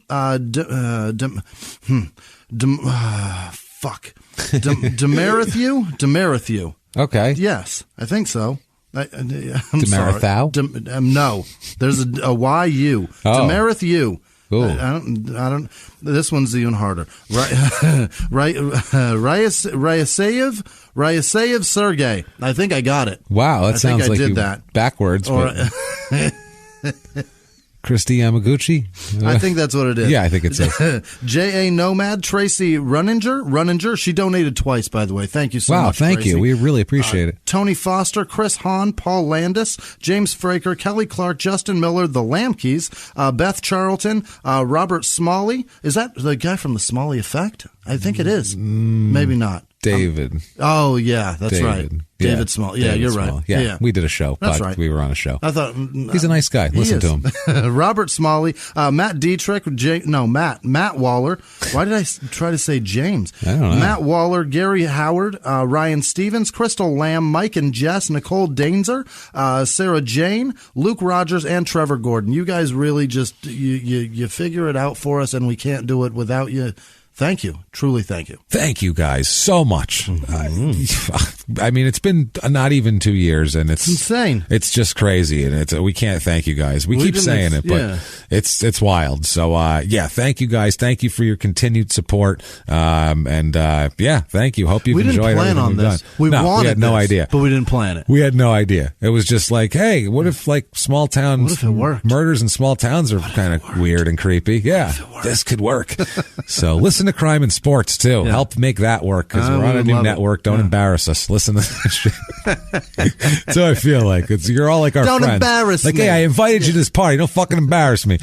So don't embarrass us and do all that. What if these people wanted to embarrass you, Jimmy? How could they find you? You can find me at Whisman Sucks, WHISMAN Sucks on Twitter, Instagram, and Snapchat. And then make sure you send emails to crimeandsports@gmail.com for questions or cases or whatever you guys want us to talk about on the bonus content. Let us know what you want to hear, and maybe we can involve it. That's right. We're open. About you, James? We're open to suggestion on that. We really are, because we just want to do whatever you guys want. It's bonus stuff. Where can they tell you what they want? You can do that at Jimmy P is funny, or just copy and paste my last name from the show description, put it down, because you're not going to spell it correctly. And tell us what you want. Honestly, email crimeandsports@gmail.com. Tell us what you want out of that bonus content. And we're going to do also some bonus shit on our own. We're going to put on our Patreon, maybe an episode here or there, some video stuff. We got some shit lined up. So it's going to be a big year. We're going to be expanding into some other stuff, but this show will stay the same. Yes. Don't worry. We won't water it down. Never. It gets all of our attention. Ever. So do that. Follow us. Thank you so much. And until next week, everybody, it's been our pleasure. Bye.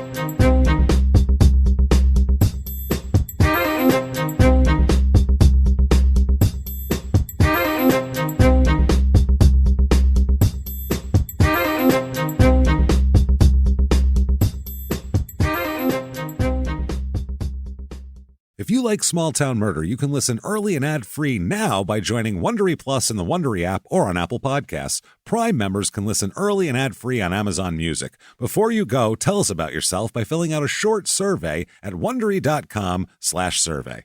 A few miles from the glass spires of Midtown Atlanta lies the South River Forest. In 2021 and 2022, the woods became a home to activists from all over the country, who gathered to stop the nearby construction of a massive new police training facility, nicknamed Cop City. At approximately 9 o'clock this morning, as law enforcement was moving through various sectors of the property, an individual, without warning, shot a Georgia State Patrol trooper. This is We Came to the Forest, a story about resistance. The abolitionist mission isn't done until every prison is empty and shut down. Love and fellowship. It was probably the happiest I've ever been in my life. And the lengths we'll go to protect the things we hold closest to our hearts. Follow We Came to the Forest on the Wondery app or wherever you get your podcasts. You can binge all episodes of We Came to the Forest early and ad-free right now by joining Wondery Plus.